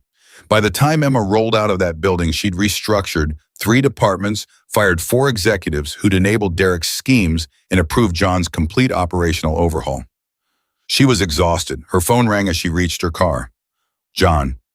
"How'd it go?" he asked. "We're burning it all down and starting over. It's terrifying and necessary, and I think we might actually survive." "That's the Emma Carter I know." John paused. "Sophie wants to talk to you." A rustling sound, then Sophie's voice. "Did you have a good day at work?" Emma felt her chest warm. "I had a hard day, but hard days are sometimes good days. Dad says hard days make you stronger, like when I had to learn multiplication. It was really hard, but now I know it. Your dad is very smart. I know. Can you come visit this weekend? Dad's fixing the porch, and I want to show you my new drawings. Emma looked at her calendar. Meetings from 8 a.m. to 8 p.m. every day this week. A shareholder call Thursday. Emergency strategy session Friday. She should say no, should focus on the company, should prioritize work above everything else, like she'd done for 20 years. I'll be there Saturday morning, Emma said. Sophie squealed, yeah, I'll make you breakfast. I can make toast and eggs. Well, Dad makes the eggs, but I can butter the toast. Emma smiled. I can't wait. She hung up and sat in the parking garage for a long moment. 6 months ago, if someone had told her she'd be planning weekend trips to have breakfast with a 7-year-old, she would have laughed. Now it was the only thing on her calendar she didn't want to cancel. Her phone buzzed. Text from an unknown number. You think you won? You didn't. Derek. Emma's hands tightened on her phone. Derek was suspended under federal investigation facing potential fraud charges. But he was still fighting, still trying to make her afraid. She blocked the number and drove home. Tuesday morning brought the first major test. Global Systems, Carter Technologies' biggest client, $42 million annual contract called an emergency meeting. Emma took the call with James and Dr. Williams on either side of her. Ms. Carter, the Global Systems CEO said. His name was Richard Torres and his voice was ice. We're concerned, very concerned. Your CFO was arrested. Your board is in chaos. We can't have our systems dependent on a company that might collapse. I understand your concern, Emma said calmly. That's why I'm calling to assure you personally, Carter Technologies is more stable now than it's been in 2 years. We've removed the people who were creating instability. We've implemented new oversight measures. And we're investing $12 million in infrastructure upgrades that will make our systems more secure than ever. That's what you say now. How do I know you'll still be CEO in 6 months? How do I know this isn't just temporary damage control? Emma took a breath. This was the moment, the test. Say the wrong thing and lose $42 million. Lose the client that every other client watched. Lose the first domino that would knock down everything else. Mr. Torres, I'm going to be honest with you. I almost lost this company. Not because of my injury, because I was so focused on growth that I didn't notice the rot underneath. My CFO was stealing from us for 18 months, and I missed it. That's on me. But I'm fixing it now, not with PR spin, with actual structural change. If you stay with us, you won't just get the same company you had before. You'll get a better one. Silence on the other end. I appreciate the honesty, Torres said finally. But I need more than promises. I need proof. What kind of proof? Let me send my team to audit your systems. Complete transparency. If they say you're solid, we stay. If they find problems, we walk. Emma's stomach dropped. An audit would expose everything. Every weakness, every corner Derek had cut, every system running on duct tape and hope. But refusing would lose the client immediately. Agreed, Emma said. When can your team start? Thursday. And Ms. Carter, I hope you're right about this. Because if you're wrong, you won't just lose our contract. You'll lose your company. He hung up. James looked at Emma like she'd lost her mind. An audit. Now, Emma, we're still cataloging Derek's damage. We don't know everything that's broken yet. Then we find out fast. Emma pulled out her phone and called John. I need you in New York tomorrow. We have an audit Thursday, and if we fail, everything collapses. I can't leave Sophie. Bring her, please. I need you. John was quiet for 3 seconds. Okay, we'll drive up tonight. Emma hung up and looked at James and Dr. Williams. We have 48 hours to assess every system document, every problem, and create a plan to fix everything. We work through the night if we have to. Mama, that's impossible. Derek thought removing me was impossible. The judge thought I couldn't prove fraud in 6 days. We did both. We can do this. Dr. Williams smiled. I'm in. Let's get to work. They worked until midnight. John arrived at 11:47 p.m. with Sophie asleep in his arms and 3 laptops in his backpack. Emma had arranged a hotel suite. John put Sophie to bed in the bedroom and came back out. Show me everything, he said. They went through every system. John's architectural training meant he understood structural integrity, not just for buildings, but for digital infrastructure, workflow processes, organizational hierarchy. He saw patterns Emma missed, saw where Derek had created dependencies that made the company vulnerable, saw where cutting corners had created cascading risks. At 4 a.m., John leaned back. Okay, I've got the full picture. It's bad. How bad? Without the infrastructure upgrade, you're 6 months from catastrophic failure. With the upgrade and the process changes you're planning, you're solid for 5 years minimum. Can I explain that to an auditor in a way they'll believe? If you let me help, I can create a visual presentation that shows exactly where the damage is, exactly how we're fixing it, and exactly why the fixes work. Architecture is just storytelling with data. I'll tell the story. Emma felt hope rising. Okay, we present together. You show them the structural problems. I show them the leadership changes.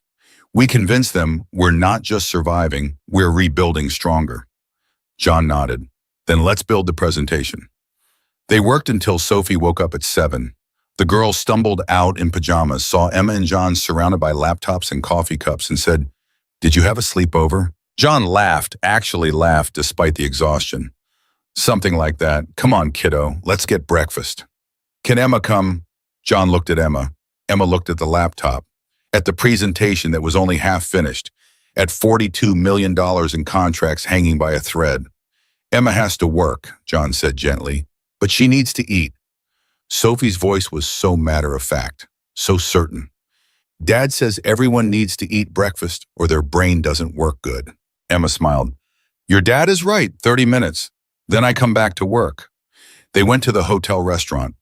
Sophie ordered pancakes and talked about everything except the audit, about her school and her friend Maya and the caterpillar that had turned into a butterfly. Emma listened and felt the knots in her shoulders start to loosen. Why are you working so hard? Sophie asked suddenly. Because a lot of people depend on my company.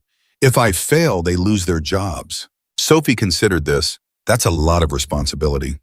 It is. Do you like it? No one had asked Emma that in years. Did she like running Carter Technologies? Or had she just been doing it so long she'd forgotten there was a choice? I like building things, Emma said slowly. I like solving problems. I like knowing that what I create helps people. But sometimes I forget why I'm doing it. I get so focused on winning that I forget what I'm winning for. That sounds sad. It was sad for a long time, but it's getting better now. Sophie smiled. Because you have friends helping you. Dad says everything's easier when you have friends. Emma looked at John. He was watching her with an expression she couldn't quite read.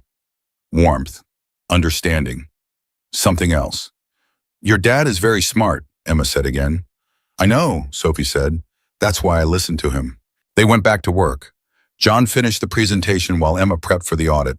At 2 p.m., she ran through the entire pitch with James and Dr. Williams. At 5 p.m., she ran through it again alone. At 7 p.m., John made her stop. You're ready, he said. Over-preparing now just makes you anxious. I need this to work. It will work because you're not lying, you're not spinning, you're telling the truth about the damage and showing them the real plan to fix it. Auditors respect honesty. How do you know? Because the audit that destroyed my old firm came down to one thing: we lied. Said everything was fine when it wasn't. If we'd been honest about the problems and shown a real plan to fix them, we would have survived. John looked at Emma steadily. Don't make our mistake. Tell the truth even when it's ugly. Thursday morning, the global systems audit team arrived. 3 people, a systems engineer, a financial analyst, and a risk assessment specialist. They looked at Emma's wheelchair, looked at John standing next to her, looked skeptical. Let's see what you've got, the lead auditor said. John started the presentation, showed them every system, every vulnerability, every corner Derek had cut. Didn't hide anything, didn't minimize, just laid it all out with brutal honesty. This is what we inherited, John said. This is what we're fixing. Here's the timeline. Here's the budget. Here's why it works. The auditors asked hard questions, technical questions, financial questions, questions designed to expose weakness or ignorance. John answered every single one. Emma watched him work and realized something: John Miller wasn't just good at finding damage. He was exceptional at explaining it, at making complex systems understandable, at turning technical problems into clear narratives. He'd wasted 6 years doing handyman work because some corporate firm had scapegoated him. That firm's loss, Emma's gain. After 2 hours, the lead auditor leaned back. I'm impressed.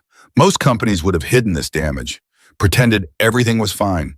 You're showing us every crack and proving you can fix it. That takes courage. Or desperation, Emma said honestly. We can't afford to lose your contract. But more than that, we can't afford to lie anymore. Lying is what got us here. The auditor smiled. I like you, Ms. Carter. You remind me why I got into this business. To find the companies that actually give a damn. Does that mean we pass? It means we're recommending contract renewal with quarterly check-ins to monitor progress. You've got 6 months to implement everything you're promising. If you deliver, we'll extend for 5 years. Emma felt her chest unlock. Thank you. Don't thank me. Just do what you said you'd do. The auditors left. Emma sat in the conference room and felt tears coming. Relief, exhaustion, gratitude, everything hitting at once. John touched her shoulder. You did it. We did it. Emma, this was your company, your fight, your victory. No. Emma looked at him. A month ago, I would have said that, would have taken all the credit and all the pressure. But I'm done doing that. This was our victory, yours and mine and everyone else who refused to let Derek win. That's how it works now. John smiled. I can live with that. Friday afternoon, Emma called the company-wide meeting she'd been planning. 247 employees gathered in the main conference hall, or joined by video. She rolled to the front and felt 247 pairs of eyes watching. Some looked scared, some looked angry. All of them looked like they wanted answers. I'm not going to sugarcoat this, Emma said. The last month has been hell. We lost our CFO to federal fraud charges. We lost 3 board members to perjury investigations. We lost 18% of our stock value and came within days of losing our biggest client. Anyone who tells you everything is fine is lying. Everything is not fine, but we're fixing it. She pulled up John's infrastructure analysis on the big screen, showed them every vulnerability, every fix, every timeline. This is what Derek Walsh left us. A company that looked successful but was rotting from the inside. We're rebuilding the foundation. It's going to be expensive. It's going to be slow. And it's going to require every person in this room to work harder than they've ever worked. But when we're done, Carter Technologies won't just survive. It'll be stronger than it's ever been. A hand went up. Young engineer, mid-20s, scared eyes. Ms. Carter, how do we know this won't happen again? How do we know the next CFO won't do the same thing? Because we're changing the rules. Every executive now reports to an independent review board. Every major financial decision requires dual sign-off. And we've implemented whistleblower protection. If you see something wrong, you can report it without fear of retaliation. I'm putting my personal cell number in the employee portal. If something feels wrong, you call me directly. Murmurs rippled through the room. Another hand. Older woman. Finance department. What about the people who enabled Derek? The executives who knew what he was doing and said nothing. Gone. We fired 4 executives last week. 2 more are under investigation. We're not protecting anyone who prioritized personal benefit over company integrity. What about you? The room went silent. Emma looked at the woman. What about me? You were CEO when this happened. Derek reported to you. How did you miss 18 months of fraud? The question was fair. Brutal but fair. Emma took a breath. I missed it because I was so focused on growth that I stopped paying attention to how we were growing.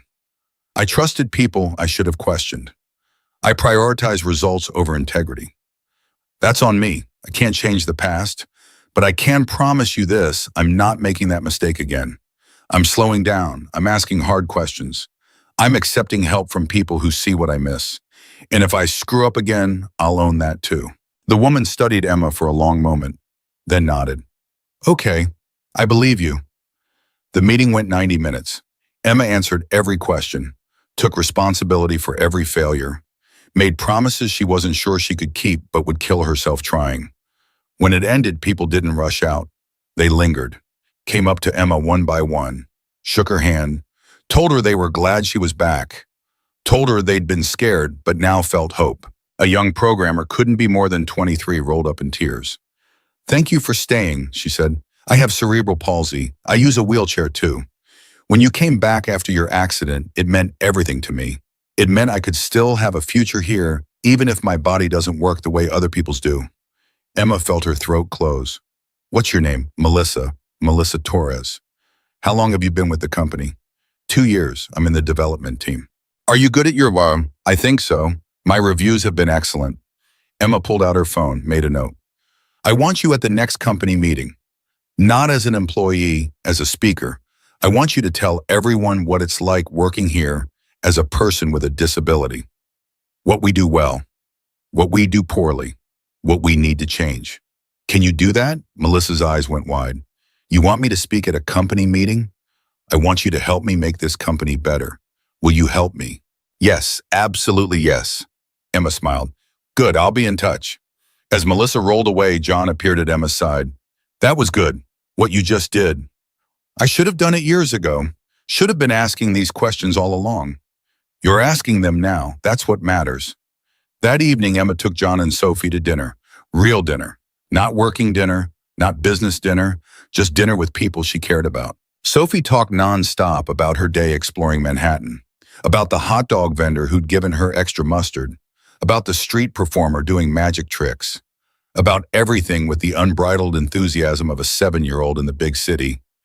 Can we come back? Sophie asked. Not for work, just to visit. Emma looked at John. I'd like that. Later, after Sophie fell asleep in the hotel room, John and Emma sat in the sweet living room with coffee. Neither of them was drinking. I need to ask you something, Emma said. What? When I offered you the COO position, you said yes because you hated men like Derek. Is that still why you're here? John looked at her for a long moment. No, though. Then why? Because somewhere between the foundation inspection and the courthouse and the audit, I stopped seeing this as revenge against people like Derek. I started seeing it as building something good with someone I respect. He paused. You're not who I thought you'd be, Emma Carter. What did you think I'd be? Another corporate shark. Another person who cared more about winning than about being right. But you're not that. You're someone who admitted she was wrong, who accepted help, who's rebuilding her company the hard way because it's the right way. John smiled. I like working with you. That's why I'm still here. Emma felt warmth spreading through her chest. I like working with you too. Good, because I'm pretty sure we're going to be doing this for a long time. Is that okay with you? Yeah, John's voice was soft. That's more than okay. They sat in comfortable silence. Outside Manhattan glittered, the city that had almost destroyed Emma, the city where she'd lost everything and fought to get it back, the city that would always be part of her story. But now it was part of a different story. Not the story of a woman fighting alone. The story of a woman who learned that strength came from letting people help, from building teams instead of empires, from accepting that broken didn't mean beaten. Her phone rang. Patricia. Emma, Derek took a plea deal. He's pleading guilty to fraud, self-dealing, and conspiracy.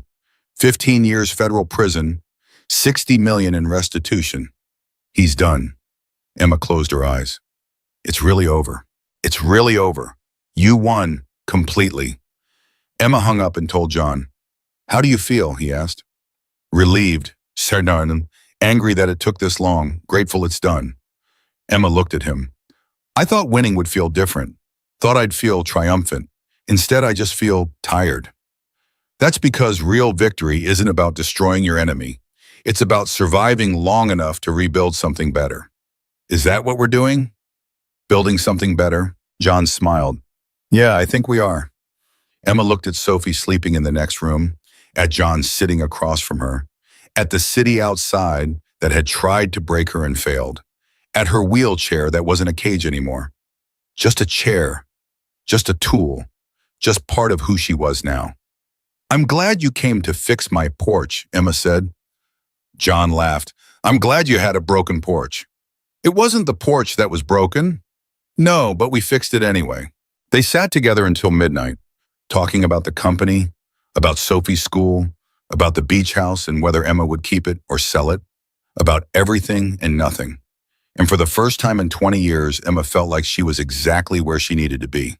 Not at the top of a corporate ladder, not fighting alone, just sitting with someone who gave a damn, building something good, one honest conversation at a time. 6 months passed like water through a broken dam, fast, chaotic, impossible to control. Emma lived between Manhattan and North Carolina, between boardrooms and the beach house, between the woman she'd been and the woman she was becoming. The infrastructure overhaul took 4 months instead of 3, cost $14 million instead of 12. But it worked. Carter Technologies systems went from vulnerable to fortress-level secure. Global Systems extended their contract for 5 years. 2 other major clients followed. The stock recovered, slowly, 30% in 3 months, 45% in 5 months. Investors started calling again, not to question, to invest. But the real changes were quieter, harder to measure, more permanent. Emma created the Accessibility Initiative, retrofitted the entire office building for wheelchair users, hired 3 employees with disabilities, mandated accessibility reviews for every product Carter Technologies built. Melissa Torres became the program director. The young programmer who'd thanked Emma through tears now ran a department. John Miller transformed from contractor to COO to something Emma didn't have words for yet.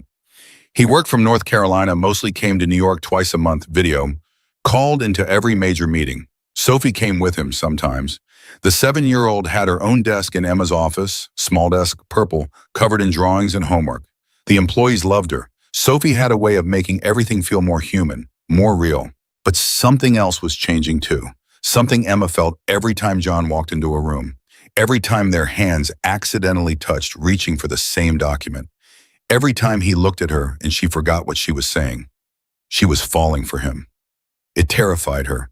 Emma Carter didn't do falling. She did conquering, controlling, winning. Falling meant losing control, meant vulnerability, meant risking something that had nothing to do with business and everything to do with her heart. It was Thursday afternoon, 6 months and 2 weeks after the courthouse victory, when everything shifted. Emma was reviewing Q4 projections when her phone rang. Unknown number. She almost ignored it, but something made her answer. Emma Carter. Ms. Carter, this is Officer Davidson, North Carolina State Police. We're at 2847 Ocean View Drive, your beach house. There's been an incident. Emma's blood went cold. What kind of incident? Break-in. Looks like someone tried to force entry through the back door. Neighbors called it in. The house is secure now, but we need you to come verify if anything's missing. I'll be there in 4 hours. Emma hung up and immediately called John. Straight to voicemail. She tried again. Voicemail. Tried a 3rd time and panic started rising because John always answered. Always. Unless her office door burst open. Rebecca, breathless, face white. Emma, something happened. John's in the hospital. The world stopped. What? Sophie's school called. Emergency contact. John collapsed during pickup. They think it's his heart. He's at Coastal Medical Center. Emma, they said it's serious. Emma was moving before Rebecca finished talking. Grabbed her phone, her bag, her keys. Cancel everything. I'm going to North Carolina now. Emma, you have the investor call at 4. Cancel it. And the board meeting tomorrow. Cancel everything. Emma was in her car 12 minutes later. The drive to North Carolina took 4 hours normally. Emma made it in 3 and 20 minutes. Broke every speed limit. Didn't care. John was in the hospital. John might be dying. John, who'd saved her company, who'd taught her what strength really meant, who'd looked at her wheelchair and seen a person instead of a liability. John, who she'd been too afraid to tell she was falling in love with. Emma's hands shook on the steering wheel. She kept thinking about the last thing they'd said to each other. Tuesday night video call, John showing her the final infrastructure audit results. Everything passing, everything solid. They'd celebrated with coffee through screens, and Sophie had photobombed wearing a superhero cape.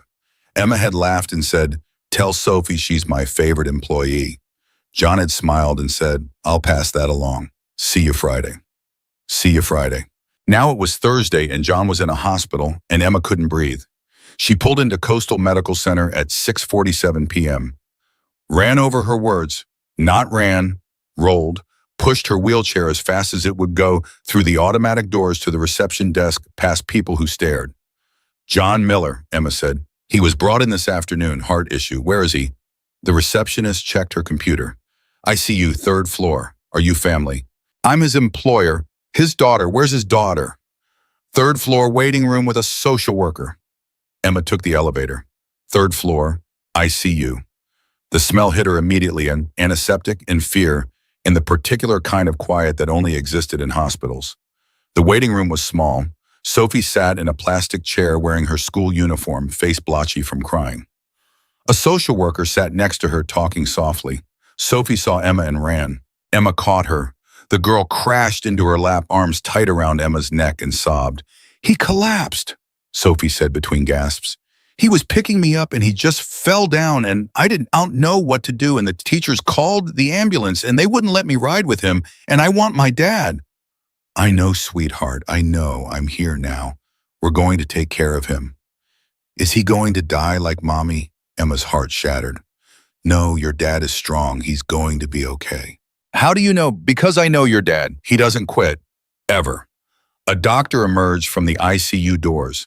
50-something woman, tired eyes, scrubs covered in coffee stains. "Family of John Miller." Emma rolled forward with Sophie still clinging to her. "I'm Emma Carter. John works for me. His daughter is here." "What's happening?" "Mr. Miller had a cardiac event. Ventricular tachycardia. His heart was beating irregularly, not pumping blood effectively. We've stabilized him, but he needs surgery. Immediately. We need to install a defibrillator to prevent future episodes." "How serious is this?" The doctor's face was grave. "Without surgery, he's at high risk for another event, potentially fatal. With surgery, his prognosis is good. But we need family consent. Is there a spouse, parents?" "His wife died 2 years ago. Parents are deceased. There's just Sophie. Then we need legal guardianship paperwork. Or we can't." "I'll sign whatever you need. I'll take financial responsibility. Just save him." The doctor hesitated. "Miss Carter, you're not family. Legally, I can't." "Then make me family. Emergency custody, whatever the paperwork is called. I don't care. John Miller is the most important person in my life, and if he dies because of legal technicalities, I will burn this hospital to the ground. Do you understand me?" The doctor studied Emma's face, saw the fury, saw the fear, saw the love Emma hadn't admitted even to herself. "Wait here," the doctor said. "Let me talk to legal." She disappeared. Sophie looked up at Emma. "Are you going to be my mom if Daddy dies?" "Your dad's not going to die. But if he does, would you take care of me?" Emma looked at this 7-year-old girl who'd lost her mother, whose father was fighting for his life in the next room, who was asking the most devastating question Emma had ever heard. "Yes," Emma said. "If something happens to your dad, which it won't, I will take care of you, I promise." Sophie nodded and buried her face in Emma's shoulder. 20 minutes later, the doctor returned with papers. "Emergency medical power of attorney. Sign here, initial here, and here. This gives you decision-making authority for Mr. Miller's care." Emma signed without reading. She'd sign anything, sell anything, burn her whole company to the ground if it meant saving John's life. "He's going into surgery in 30 minutes, the doctor said. "Surgery takes approximately 4 hours. If everything goes well, he'll be in recovery by midnight." "Can I see him first?" 5 minutes. ICU doesn't allow children, so Sophie needs to stay here. Sophie gripped Emma harder. "I want to see Daddy." "Sweetheart, I'll tell him you love him. I promise, but right now I need you to be brave for a few more minutes. Can you do that?" Sophie nodded, tears streaming. Emma followed the doctor through the ICU doors. The room was bright, too bright. Machines beeped. John lay in a bed surrounded by monitors, EV's lines in both arms, oxygen cannula in his nose. His eyes were closed.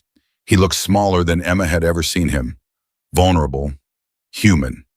5 minutes, the doctor said and left. Emma rolled to John's bedside, took his hand. His skin was cold. "John," she whispered, "I don't know if you can hear me, but I need you to fight. Sophie needs you. The company needs you. I need you." John's eyes flickered open, unfocused, confused. Then he saw Emma and something cleared. "Emma, I'm here. Don't talk. Save your strength." "Sophie, she's safe. She's in the waiting room. She loves you so much, John. She's so scared." "Tell her," John's breath hitched. "Tell her I'm not leaving her. Tell her Daddy's not done yet. You tell her yourself, after surgery, you're going to be fine." "Emma," John's hand tightened weakly on hers. "If something happens, nothing's going to happen. If it does, take care of her. Please, you're the only person I trust." Emma felt tears burning. I already promised her, but you're going to be fine. You hear me? You don't get to do. Not when we're just starting to figure this out. Figure what out? Emma looked at his face, at the man who'd fixed her broken foundation, who'd taught her that asking for help was strength, who'd stood beside her when everyone else walked away, who'd looked at her wheelchair and seen Emma not limitations. This, Emma said, us, whatever this is, I'm not losing you before I figure out what it means. John's lips curved into a tiny smile. Emma Carter, are you saying you care about me? I'm saying if you die on this table, I'm going to be really angry. Noted. John's eyes started to close. Emma. Yeah. Thank you for everything. The doctor appeared. Time's up. We need to prep him. Emma squeezed John's hand once more. Don't you dare quit on me, Miller. Wouldn't dream of it. They wheeled him away. Emma sat in the ICU hallway and let herself cry. Quiet, shaking sobs she'd been holding back since Rebecca burst into her office 6 hours ago. John had to survive. Had to. The alternative was unthinkable. She rolled back to the waiting room. Sophie was coloring with the social worker, but looked up immediately. I saw him, Emma said. He's going into surgery now. He told me to tell you he's not leaving you. He said Daddy's not done yet. Did he look okay? Emma chose her words carefully. He looked tired, but strong, like someone ready to fight. Can we wait here until he's done? We're not going anywhere. The social worker stood. I'll leave you two. Call if you need anything. She left. Emma and Sophie sat alone in the waiting room. It was 7:52 p.m. Surgery would take 4 hours. Midnight before they knew anything. Sophie curled up in Emma's lap and Emma held her, stroked her hair, whispered that everything would be okay, even though she had no idea if that was true. At 8:30, Emma's phone rang. James Morrison. Emma, where are you? You missed the investor call. The board meeting tomorrow. We need you there. John's in surgery. Heart issue. I'm at the hospital in North Carolina. Silence. Then, is he okay? I don't know yet. Surgery takes 4 hours. Emma, I'm sorry, that's terrible. But the board meeting, it's critical. The restructuring vote. We need you. Cancel it. We can't cancel it.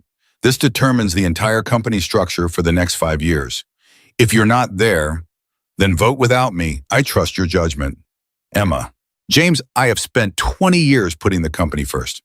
Before my health, before my relationships, before everything. John Miller saved my company, saved me, and right now he's fighting for his life, and his 7-year-old daughter is terrified. So no, I'm not leaving. The company will survive one meeting without me. Vote however you think is best. I'll live with the results. Emma hung up. Sophie looked at her. You're staying. I'm staying. What about your work? Work can wait. You and your dad can't. Sophie hugged her tighter. Thank you. At 9:15, Emma's phone rang again. Patricia this time. Emma, I heard about John. How is he? In surgery. We won't know for a few more hours. I'm so sorry. Is there anything I can do? Actually, yes. I need legal papers drawn up. Emergency custody designation for Sophie Miller. If something happens to John, I want legal authority to take care of her. Can you do that? Emma, that's a big commitment. Have you thought this through? I promised her I'm not breaking promises to a 7-year-old. Can you do it or not? I'll have papers ready by tomorrow morning. Emma. Yeah. This is really happening, isn't it? You and John? Emma looked at Sophie asleep in her arms. Yeah, I think it is. She hung up. The hours crawled. Emma dozed. Woke up. Dozed again. Nurses came and went. Other families rotated through the waiting room. Someone's grandmother. Someone's teenage son. Everyone waiting for news. Everyone scared.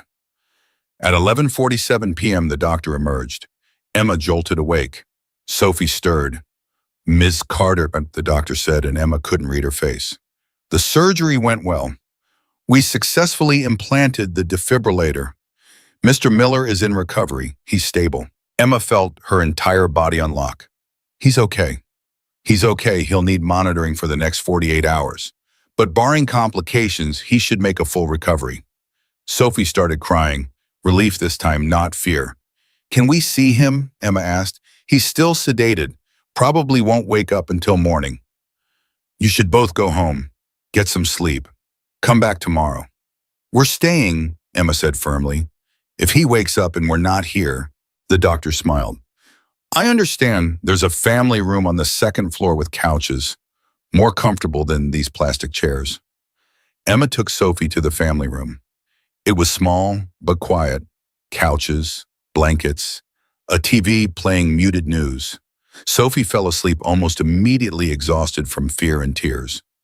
Emma sat awake, watching Sophie breathe, thinking about John and recovery, thinking about how close she'd come to losing him before she'd even told him what he meant to her. Her phone buzzed. Text from James Board voted. Restructuring passed unanimously. Emma, we also voted on something else. Voted to give you full autonomy on operational decisions. No more board approval needed for anything under $50 million. We trust you. Hope John's okay. Emma read the message 3 times. The board trusted her. After everything. After Derek. After the chaos. They'd given her the power she'd been fighting for. And all Emma felt was nothing. Not triumph, not satisfaction, just exhaustion. Because she'd spent 20 years fighting for power, for control, for the right to lead without question. And now sitting in a hospital waiting room with a 7-year-old asleep on her lap and the man she loved recovering from surgery, Emma realized something. Power didn't matter. Control didn't matter. Winning didn't matter. What mattered was this: being here, choosing people over profits, choosing love over ambition, choosing to stay when everything else screamed to go. At 6:23 a.m., a nurse found Emma. Mr. Miller's awake. He's asking for you. Emma woke Sophie gently. Your dad's awake. They went to John's room. He was propped up in bed, looking exhausted but alive. So wonderfully, miraculously alive. Sophie ran to him. John hugged her with one arm. The other was still hooked to IVs and whispered things Emma couldn't hear. Father-daughter things, private things. Emma stayed near the door, gave them space. But John looked over Sophie's head and met Emma's eyes. You stayed, he said. Of course I stayed. The board meeting happened without me. They voted on restructuring. Everything passed. John, I need to tell you something. What? Emma rolled closer. Sophie looked between them, sensing something. I signed emergency medical power of attorney yesterday, Emma said. Made decisions about your surgery.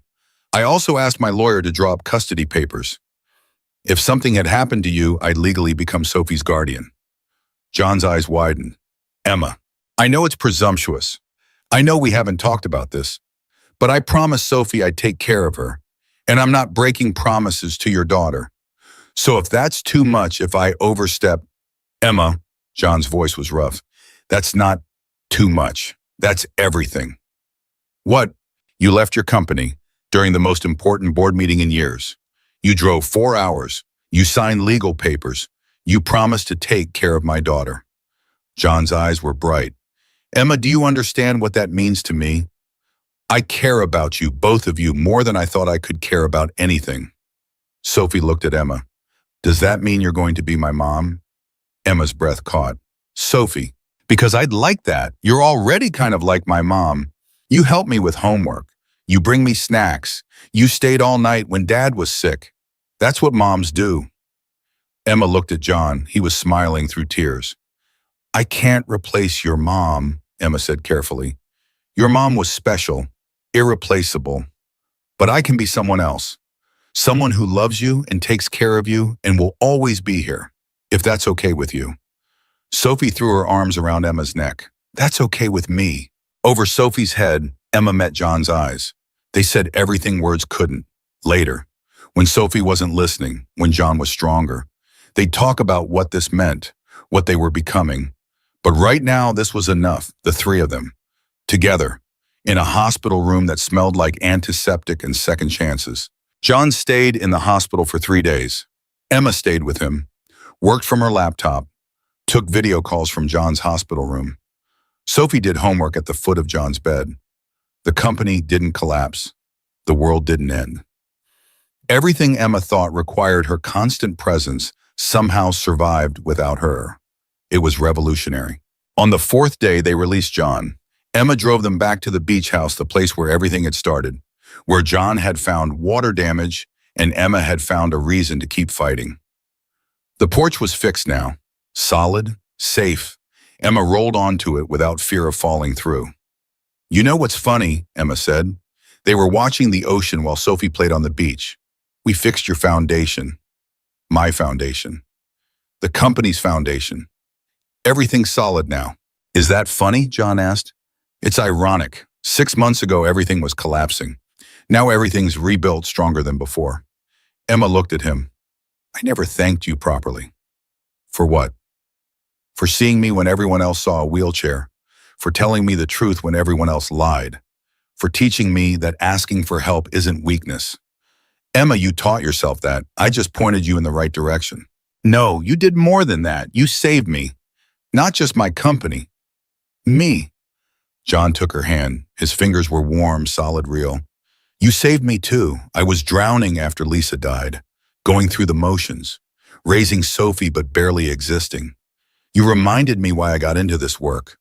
Why I care about building things the right way. So we saved each other. Yeah, I guess we did. Sophie ran up the beach. Can we have dinner on the porch like a picnic? Emma smiled.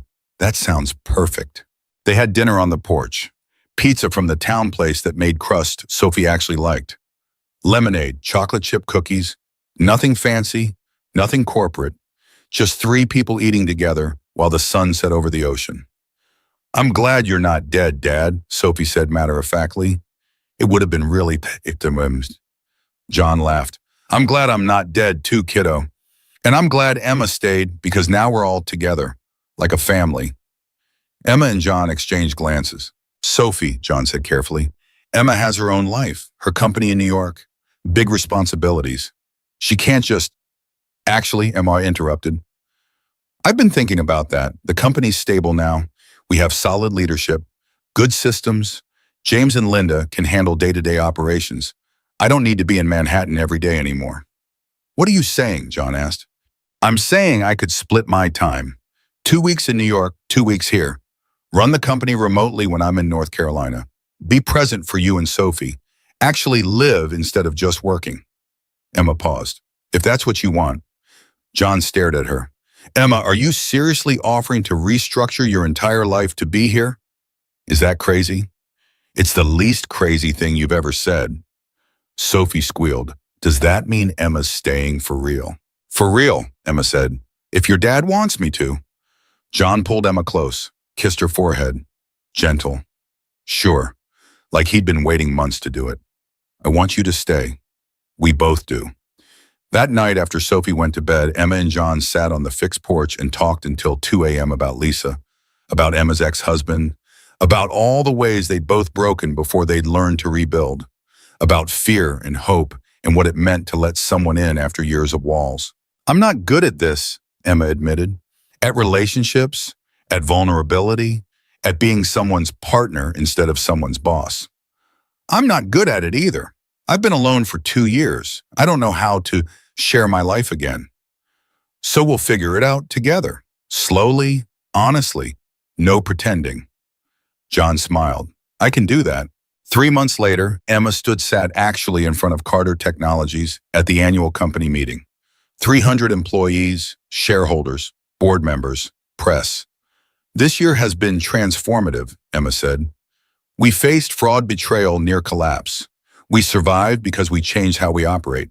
We prioritized integrity over growth, people over profits, sustainability over shortcuts. Today, I'm announcing the next phase of that transformation. She clicked to the next slide. John appeared on video from North Carolina. Sophie waved from beside him. John Miller has been our Chief Operations Officer for 9 months. In that time, he's revolutionized how we build systems, how we assess risk, how we maintain structural integrity.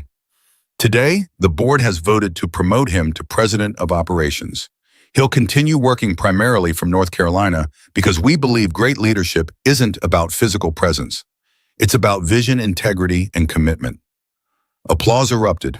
Emma clicked to the next slide. Melissa Torres. Melissa Torres started as a junior programmer 2 years ago. This year, she's built our accessibility initiative into an industry-leading program. Today, I'm promoting her to VP of Innovation. Her job makes sure Carter Technologies builds products that work for everyone, not just the able-bodied. More applause. Finally, I'm announcing a personal change. Effective immediately, I'm transitioning from full-time CEO to executive chair. I'll maintain strategic oversight, but will no longer manage daily operations.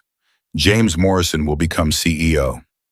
I'll split my time between New York and North Carolina, focusing on long-term vision while giving my incredibly capable team the authority they've earned. The room went silent. Then someone started clapping. Then everyone was clapping. Standing ovation for Emma stepping back, for Emma choosing life over work. After the meeting, James found her. Are you sure about this, stepping back? I'm sure, James. I spent 20 years running this company alone, building it, controlling it, making it my entire identity. That almost destroyed me. I'm not making that mistake again. What will you do with all your free time? Emma smiled. Live. Really live. For the first time since the accident, I'm not fighting to prove I'm not broken.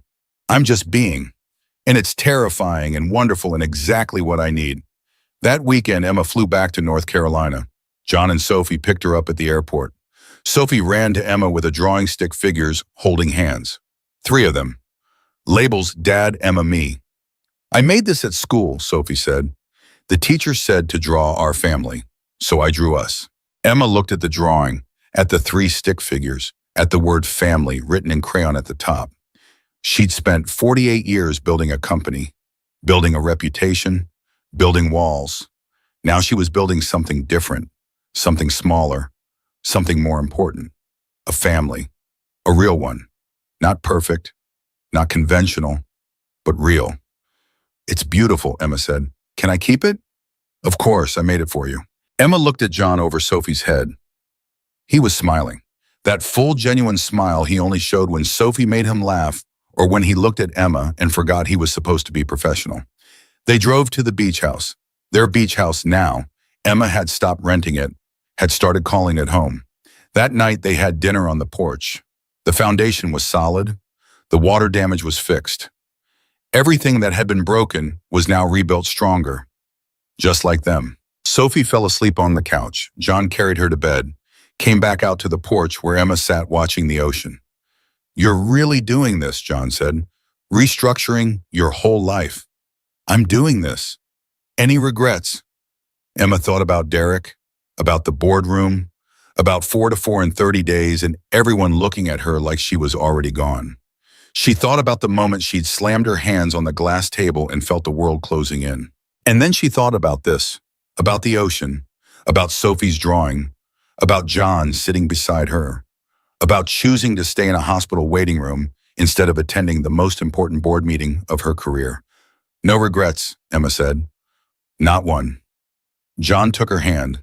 They sat together in comfortable silence. The kind of silence that only existed between people who'd fought through hell together and come out holding each other.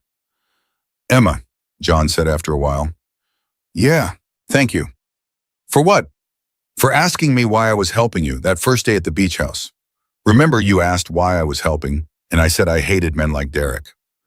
I remember. That wasn't true, or it was true at first, but somewhere between the foundation inspection and the courthouse and the hospital, somewhere in there, I stopped helping because I hated Derek. I started helping because I cared about you. Emma felt her throat tighten. I care about you, too. I know. You proved that when you stayed, when you signed those papers, when you chose me and Sophie over everything else. John turned to face her. I'm in love with you, Emma Carter. I've been in love with you for months. And I know that's complicated and messy, and we're still figuring this out, but I needed you to know. Emma looked at him, at the man who'd fixed her broken foundation, who'd taught her what strength really meant, who'd looked at her wheelchair and seen Emma. Just Emma, not limitations, not damage, not someone to pity. I love you too, she said.